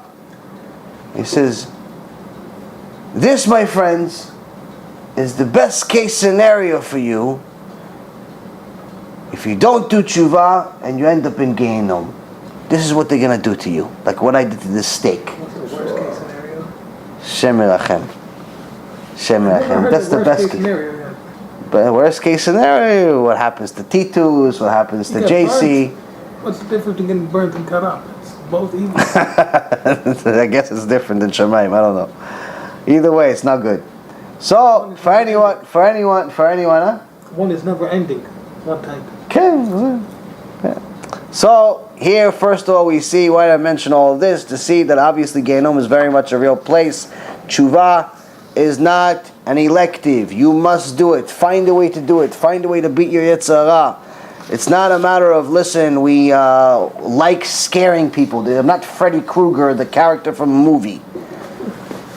You know, this is trying to tell you what the Torah says to get you to wake up so you can do tshuva, so you stop doing sins, and you live a good life. This is for your own benefit. And somebody told me today, he goes, listen, you teach, this part of the Torah, and other rabbis teach a different part of the Torah. They teach the nice and this. I'm like, no. It's completely not true. We're learning chavruta. And he's like, he's a big fan. And I'm like, no. Actually, I had a chidush. I'm like, no. If a rabbi is teaching you all the nice things in the Torah, Parashat Shavua, he's telling you Avraham Avinu was a tzaddik, he was in a cave, and Moshe Rabbeinu, big tzaddik, he went to the mountains and he saw the fire and this and that, and Am Yisrael left Egypt, and there were slaves, but then there were all prophets, and David HaMelech was a tzaddik, and everyone's a tzaddik, and you're a tzaddik, and he's a tzaddik, and she's a tzaddik, and everybody's a tzaddik. Everybody's great. Everybody's a tzaddik. Everybody's great. Give me tzedakah. Be a tzaddik. Want a new kitchen. Tzedakah, and tzaddik, and that's it. A lot of tzaddik. So, they tell you everything is nice, and we'll teach you about shlom bayit, and we'll teach you about, not to be angry, and we'll teach you about all types of basic level things that really you can get a lot of it in self-help books, by the way. You don't need the Torah for it. You get it from common secular knowledge. It's not divine wisdom. Listen, stop yelling at your wife, you'll have shlom bayit. It's not exactly divine wisdom. You don't need the Torah for that. You know that some idiot figured it out. Because if I yell at my wife, she's not going to like me. If I don't yell at my wife, there's peace. Okay, great. You want real peace in your house, you want love in your house, you have to learn divine wisdom. What real shlom bayit is from the Torah. But again, that's still not going to make you a human being everywhere. Okay, maybe you have shlom bayit in your house, but you're a thief outside. So people that just teach the nice parts about the Torah, the nice stories, the Sipurei Tzadikim and all that stuff, it looks like they're teaching a different part of the Torah from what we're teaching. Completely not true. What's the difference like? The difference is they choose the nice parts of the Torah. The nice stories. There's plenty of nice stories. We say everything, which is nice and not so nice. So there's a difference. What's the difference? Not that I teach a different part of the Torah, or Rav Mizrahi teaches a different part of the Torah, and they teach a different part of the Torah. Where I teach the scary part, and they teach the nice part. No! It's, as you can see, there's some nice stories that we say. There's nice things that we say. There's things that are based on emunah. There's things that are based on rational. There's things that are based on science. And then there's some things that are scary, like chopping you up into little sticks. But what's the difference here? One is teaching the whole Torah, and the other one is teaching parts. So you tell me, which one do you think is going to help you more in life? Learning the whole picture or learning a little small piece of the picture? If you learn the whole picture, then you know exactly what you're dealing with. You learn part of the picture, you don't know the whole, you don't know what's going on. If you only know the income coming into the company, you know part of the picture. But if you know the income plus the expenses, you know what kind of company you have. So if you do it in business, you need to do it in life also, in your eternity also. So people need to know that Gehenom definitely does exist. Doesn't necessarily mean they need to know everything that goes on in there, because it's not necessarily going to help everybody at the current state that they're in. But nonetheless, they definitely need to know that it does exist, because the fear of heaven is going to help you not sin. Much more than the thought that you love God or something like that. You could eventually get to a point of loving Hashem, Bezrat Hashem, but first you need to start by fearing Him. Once you fear Him, and you won't sin, or you'll lower the amount of sins that you have, and you can build on that. So moving on to finalize this Mishnah, the second Mishnah, Mishnah Hey, the fifth Mishnah. So what's the difference here in between the two? First, he's telling you, Yossi ben Yochanan, the leader of Jerusalem, upgrades from Yossi ben Yoezel. He says, let your house be open wide, meaning, be like Avraham Avinu. Don't just make your place a meeting place where it's once in a while. Make your house open wide, meaning open all the time. Go all the way. Where just like Avraham Avinu had 4 entrances. He had a tent with entrances in all 4 corners. Why? So anyone coming from anywhere will know it's open, it's available. You come, it's easy access for you. You don't have to think, listen, I have to go around to see if it's still open. I have to Feel at home. feel at home. Make your place open to everybody. Don't build one of these houses that's it's a magnificent big house, but no one's allowed to step on the carpet. So you don't want Ainara in the house, no? Huh? Let's say you have a fancy house, you don't want Ainara. No, you can build a fancy house, but as long as you make it open to everyone, enjoy. Comfortable. Just like Rabbi Yehuda Nasi. There's a story about one of the students of Rav Wasserman. He's very, very rich. And this is a generation before the Holocaust. And one day, Rav Wasserman was one of the Gedolei Ador, came to collect some Destaca for his yeshivot. He go to this one guy that was very, very wealthy. Big house. And, in those days they didn't have roads like they have today. So Rav Wasserman, all of his shoes were dirty with the mud and all the filth of the streets. It was raining and so on, so he didn't want to go in the front entrance. So he went around. He knew that there's an entrance in the back of the house. He knocked on the door, and the daughters of this rich guy were sitting in the kitchen. They opened the back door. He says, "Is your Abba home?" And they go call their Abba. He comes in, he goes, "Kvod Harav, what are you doing? Why are you coming from the back of the house?" He goes, "No, see, look, my feet are full of mud and dirt and filth from the streets. I didn't want to walk on your carpets and ruin all your stuff, Persian rugs. all your fancy rugs." Perfect. He goes, "Kvod Harav, why are you ruining my kids? Why are you ruining?" He's like, "Hey, you ruining your kids?" He goes, "Kvod Harav, I learned from you. Learned from you this Mishnah. Let your house be open wide." Meaning, for the Torah scholar, it's first class service. These rugs are worth nothing. What's more important? You're Talmid Chacham. You're one of Gedolei Israel. You're the Torah. What's more important? You or this $20,000 rug? Came from the wrong entrance. This is what I've been teaching. This is what I've been teaching my kids my whole life. You coming from the back, what are my kids going to think? They're going to think, oh yeah, this guy knows a lot of Torah, but he's not more important than our $20,000 rug. So he's like, please, do me a favor.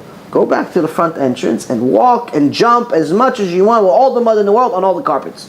And that's what he did. Go in the front, with the mud, with everything, and the Baal Habayit was with him. Mud, no problem. Why? Because the Torah is much more important than anything you're going to have. That's what somebody needs to understand, is that again, yes, you're allowed to have nice things. You're allowed to have a fancy house. No one's telling you have to live in some corner or some hut, begging for change. No one says that. But if you buy very expensive things, very expensive house, very expensive carpet, very expensive chandelier, very expensive furniture, all those things are very, very nice. But no one's allowed to touch it. No one's allowed to enjoy it. And it becomes more valuable in your eyes or anyone else's eyes than someone that's a Talmid Chacham. You have yourself a serious problem. Your priorities are completely off. Sounds like a museum. So the next thing he says is treat the poor as members of your household. So he's upgrading. He's saying, listen, you want to get to the level of Avraham Avinu, where you already open your house in 4 corners to make everybody feel comfortable.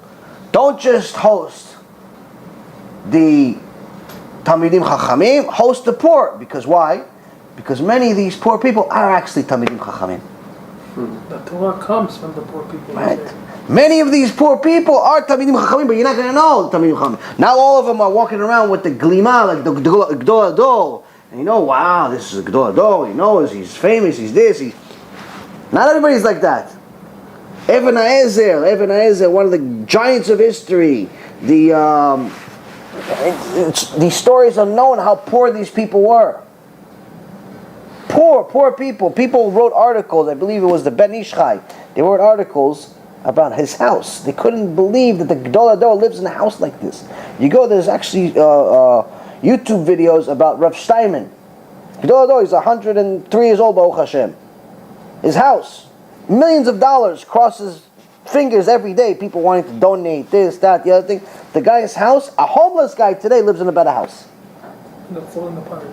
The house is falling apart, this, that, it's nothing. He sleeps on crates. Milk crates. He puts a mattress on it. He studies his Torah. Not because he doesn't have no money, no this. He can have whatever he wants. He's completely disconnected from the material world. Steinman. Nachumish Gamzu was the same, right? Nachumish Gamzu is from 2,500 years ago. No, Rav Steinman is from now. Yeah, no, I'm saying also Nachumish Gamzu lived in a house like this. Oh yeah, maybe. Second, he left the house, it collapsed. Maybe you're right. 103, something like that. Rabbi Akiva's rabbi, no, it was Nachumish Gamzu, the one. He's one of the rabbis of Rabbi Akiva. Yeah. So his house, they said, was such a mess that he knew that when his students asked him to help him move out, he says, "I'll go out first, because the second I leave, the house is going to collapse."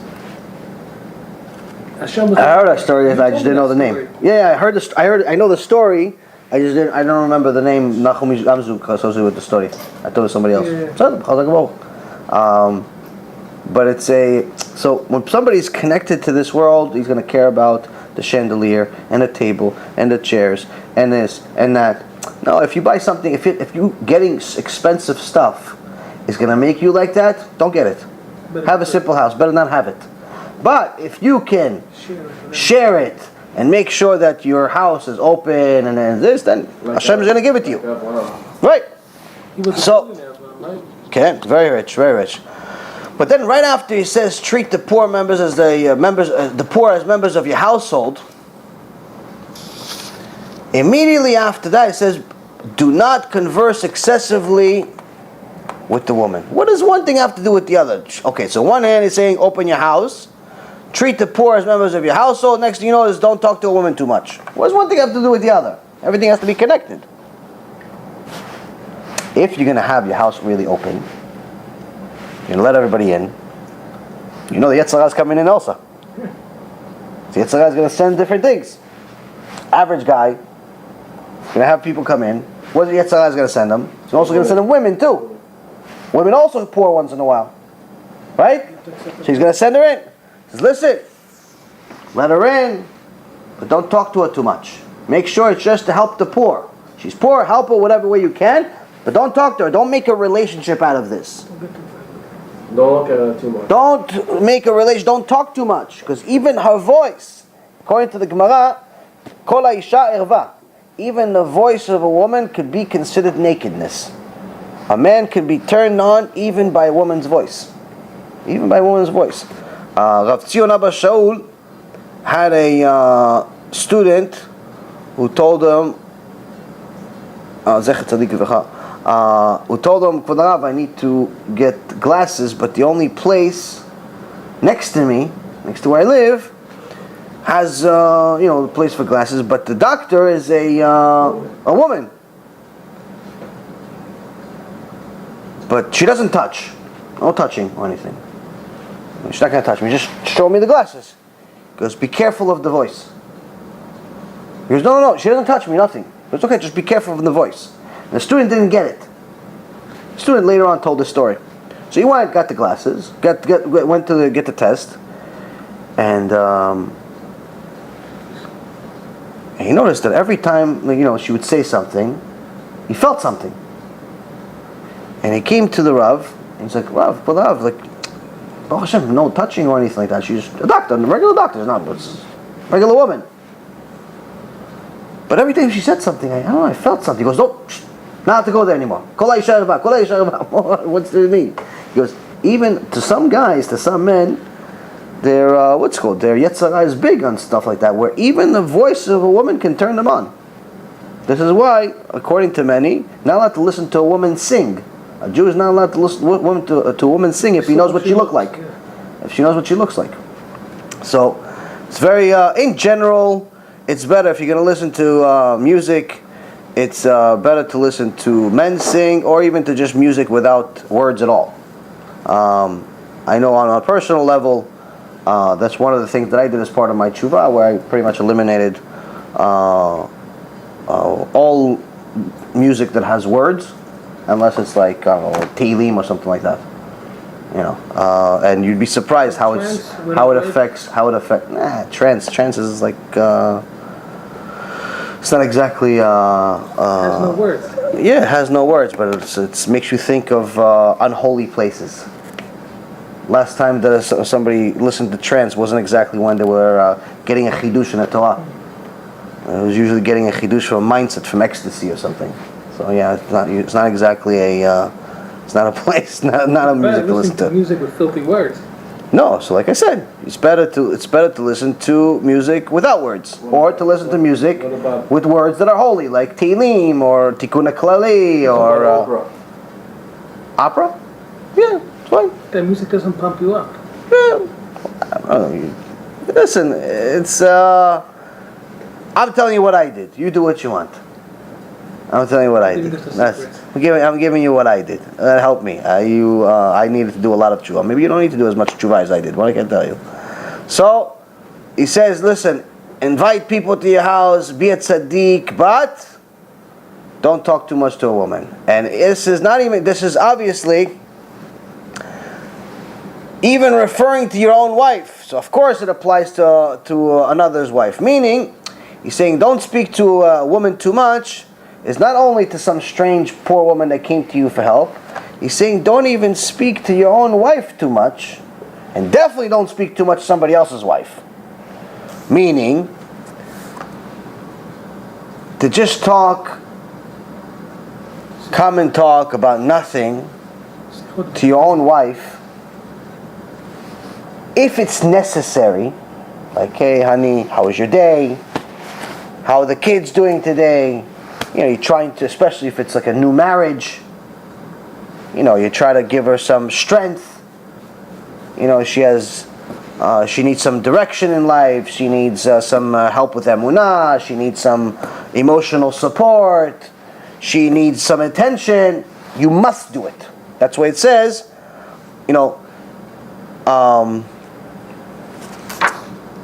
don't converse excessively. Meaning, it doesn't say don't talk.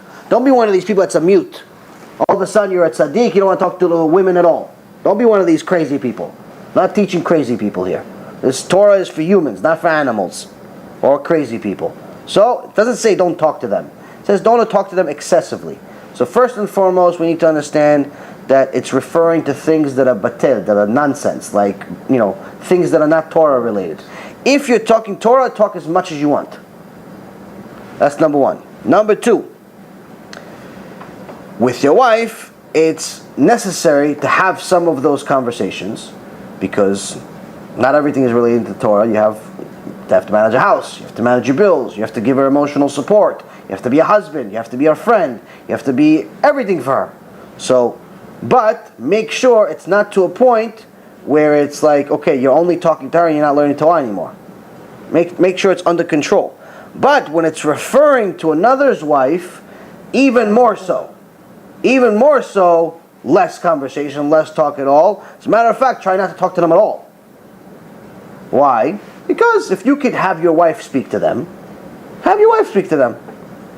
If you can minimize the words, say the same thing in 2 words instead of 4 words, say it in 2 words. Don't develop some friendship with someone that's not your wife. Don't develop that with a girl that's not your wife, or a woman that's not your wife. It's not healthy. Why? He says, anyone who converses excessively with a woman causes evil to himself, neglects Torah study, and will eventually inherit Gehinnom. So here he says 3 different things that it causes. So first and foremost, it causes evil to himself. What does it mean, causes evil to himself? As Shlomo HaMelech says, Ra ze gehenom. Evil is gehenom. What's meaning? Here he's referring to that's desires, sexual desires.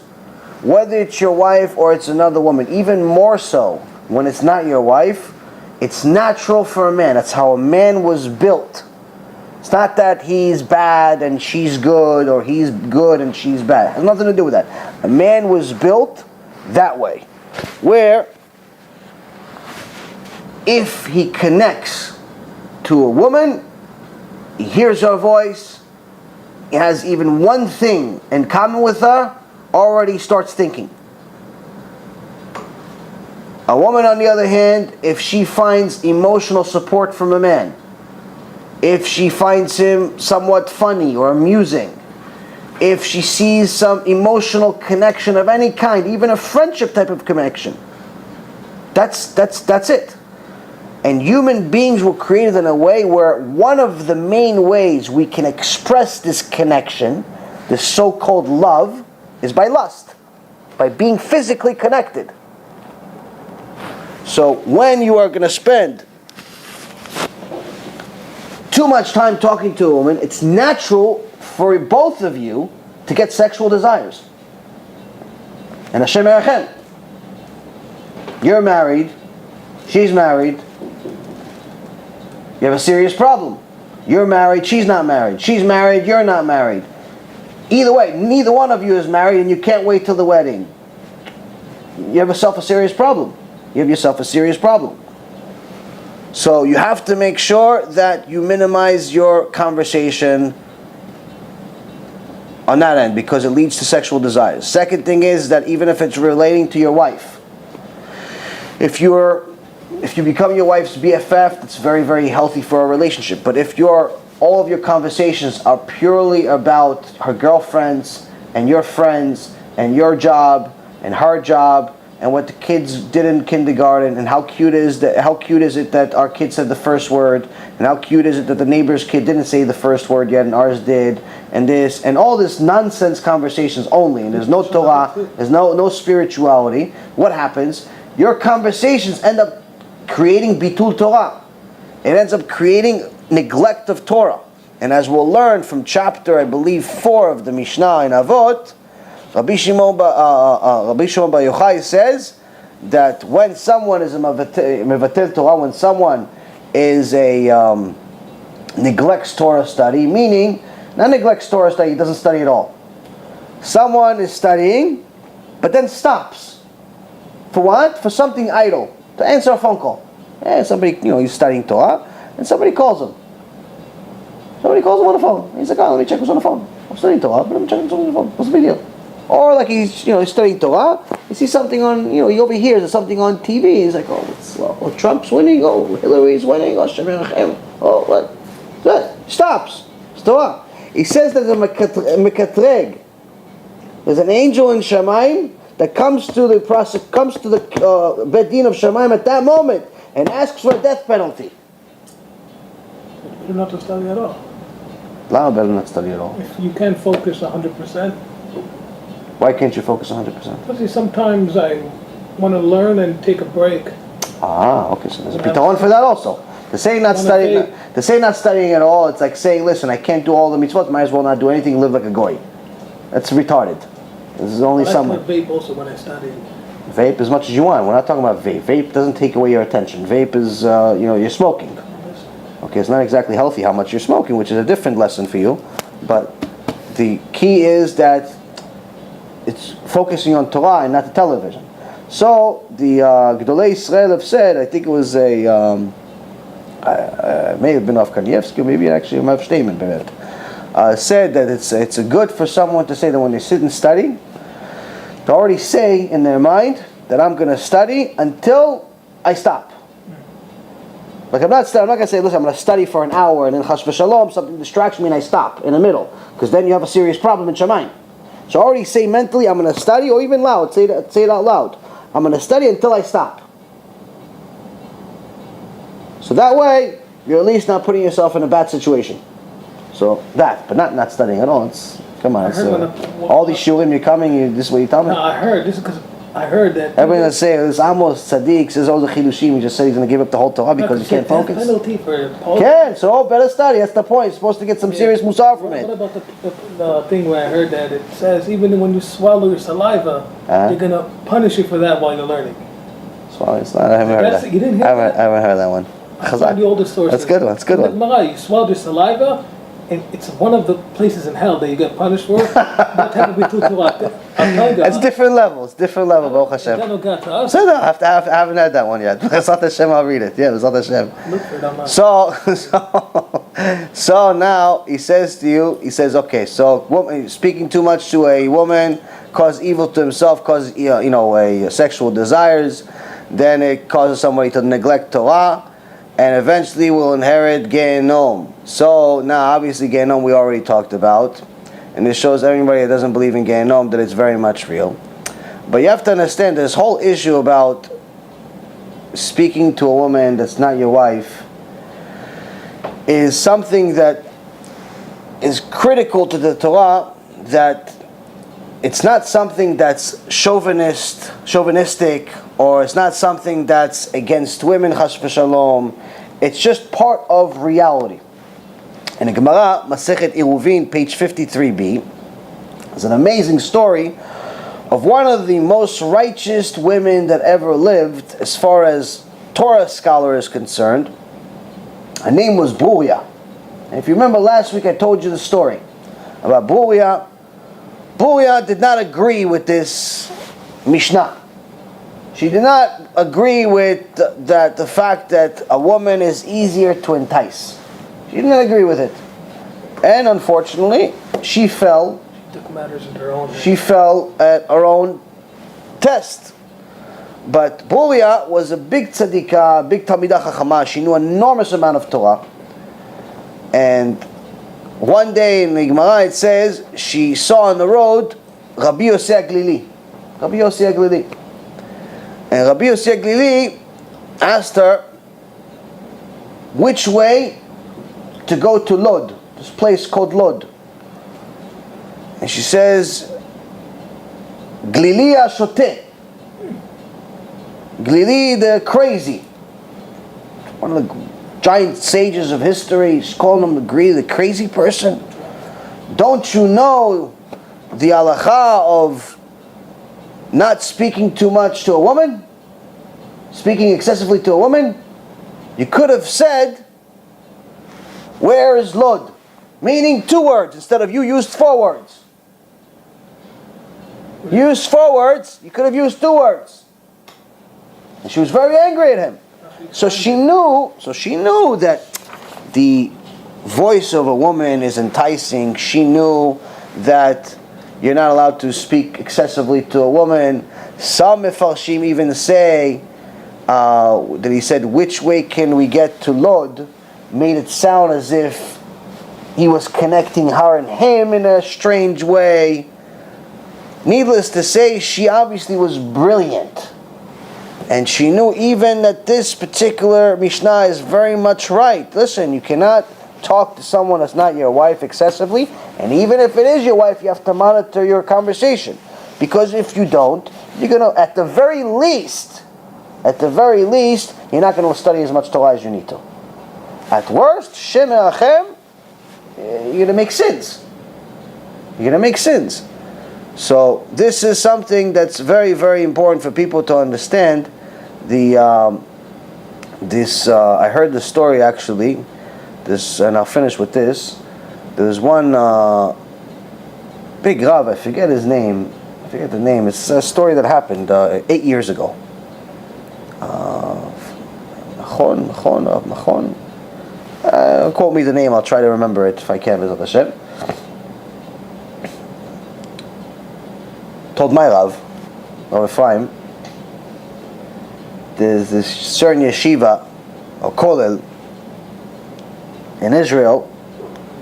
Well, unfortunately, a lot of the young guys, even though they're all learning Torah, learning Talmud, learning this, learning that, before their, once they met their shidduch, they couldn't wait. for the wedding, and they started touching.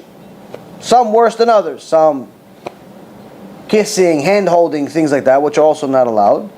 And some went much further.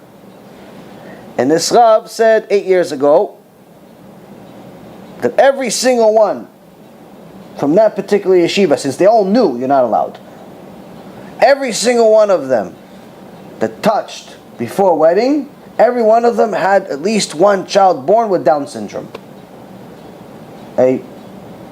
Some worse than others. Some, Down syndrome is not always like the highest level. There's different levels of it. So, my Rav Fine says, a couple years later, or a year later, one of the couples that he knew, the student went to that yeshiva, which he knew he wasn't exactly the biggest tzaddik in the world. This is Yitzhak beat him on that one. He said they had a kid born, and the kid was fine. Nothing. It's like, listen, this Rav was a big mekubah. It wasn't like some, a little basic rabbi. It's a big mekubah said this. It wasn't like a big rabbi. He says, listen, kid was born, nothing wrong. Baruch Hashem. It's good. It's not a bad thing, but what the rabbis say, usually divrei tzadikim, it's come true. So, okay, so it didn't come true with this couple. Maybe 5 years passed, just a couple of years ago.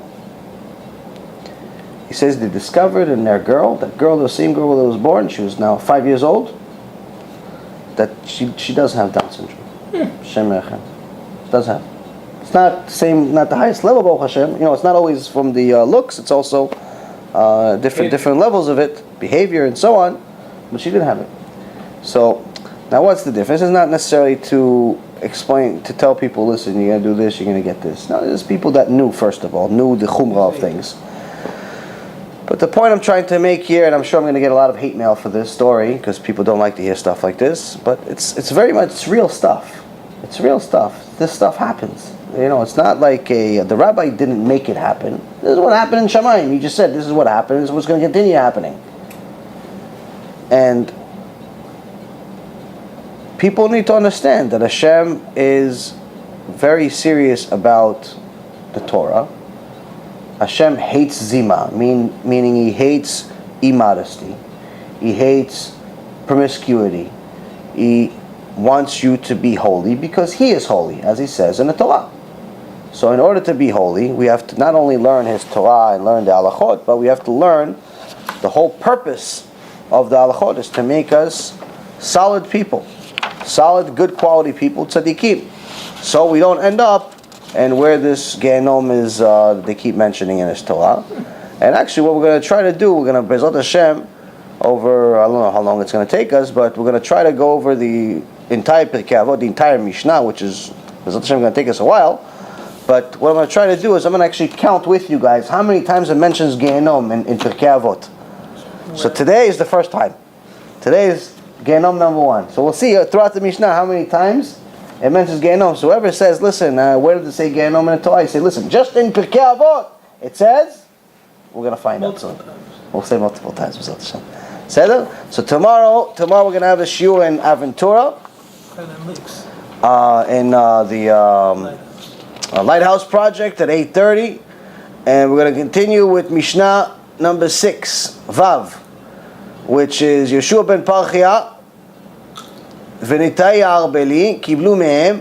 יהושע בן פרחיה אומר, עשה לך רב וקנה לך חבר, והווה דן את כל אדם לכף זכות.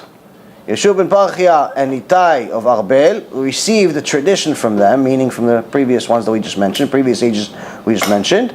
Yeshua ben Parchia says, make a teacher for yourself, acquire a friend for yourself, and judge everyone favorably.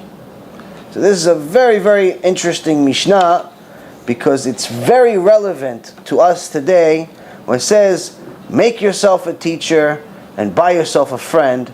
Usually we would expect a difference. We would expect buy yourself a rabbi in today's age and make yourself a friend.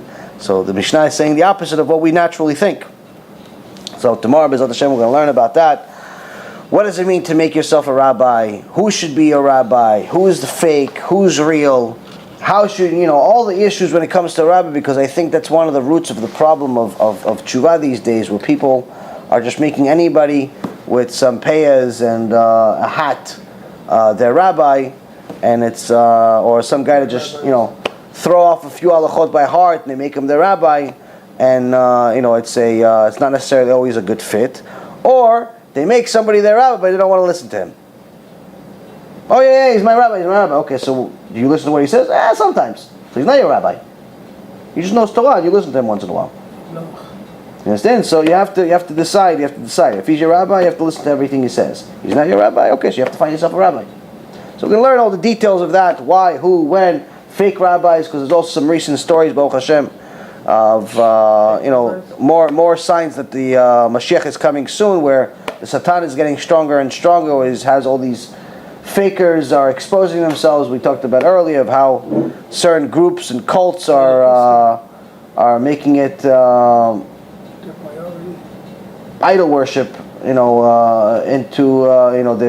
making Judaism look like idol worship, or their version of Judaism is idol worship, where they're worshiping rabbis instead of worshiping Hashem. So we're going to talk about that as well. Canceling mitzvot, So, it's very, very important to know all the details of who could be your rabbi, who is your rabbi, and so on. And who is a rabbi b'chlal at all? Any questions? Yeah, when they say that if you have to choose between Torah shebiktav, the Torah that you got from Hashem, or Torah shebe'al-peh, you have to choose one of them over the other. So that means the Gemara, and that is more important than a regular Sefer Torah, right? Yes. The reason why is because the Gemara is also considered. This is also considered oral Torah. Ken, Pirkei Avot is the Mishnah. It's part of the Mishnah. Mishnah is where the Gemara came from. Mishnah came before the Gemara. So Rabbi Yehuda Nasi put together the Mishnah, and from there they actually made the Gemara. The Gemara explains the Mishnah, how they got to the Mishnah. So Pirkei Avot is one part of the Mishnah, and that's the oral Torah. And the reason why it says that we would choose Chas v'Shalom, if it ever got to a point we have to choose one of our Torahs, the oral Torah or the written Torah, and we'd have to choose the oral Torah over the written Torah. Is, number one, the oral Torah covers the entire written Torah. Meaning, when you learn Gemara, you end up covering the entire Tanakh through the oral Torah. They mentioned the halacha came from this one, from this verse. This story came from this one, through this story, or through this verse, through this verse. You end up covering the whole Tanakh through the Gemara anyway. It's not in order, but you end up covering it anyway. You end up knowing what happened in the Torah anyway.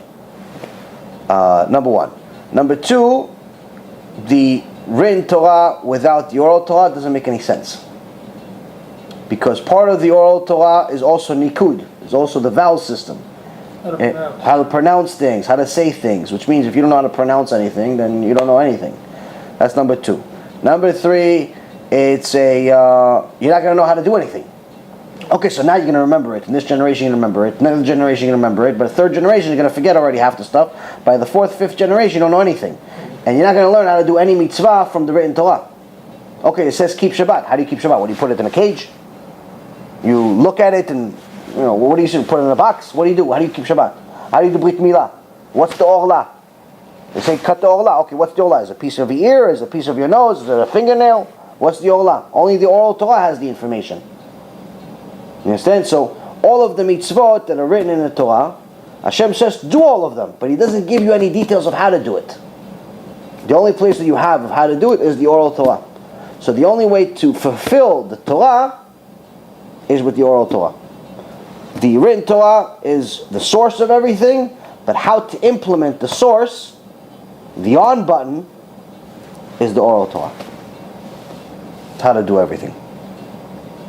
Next. Get some sleep. Baruch Adonai L'olam. Amen ve'amen. Chazakim u'buchim.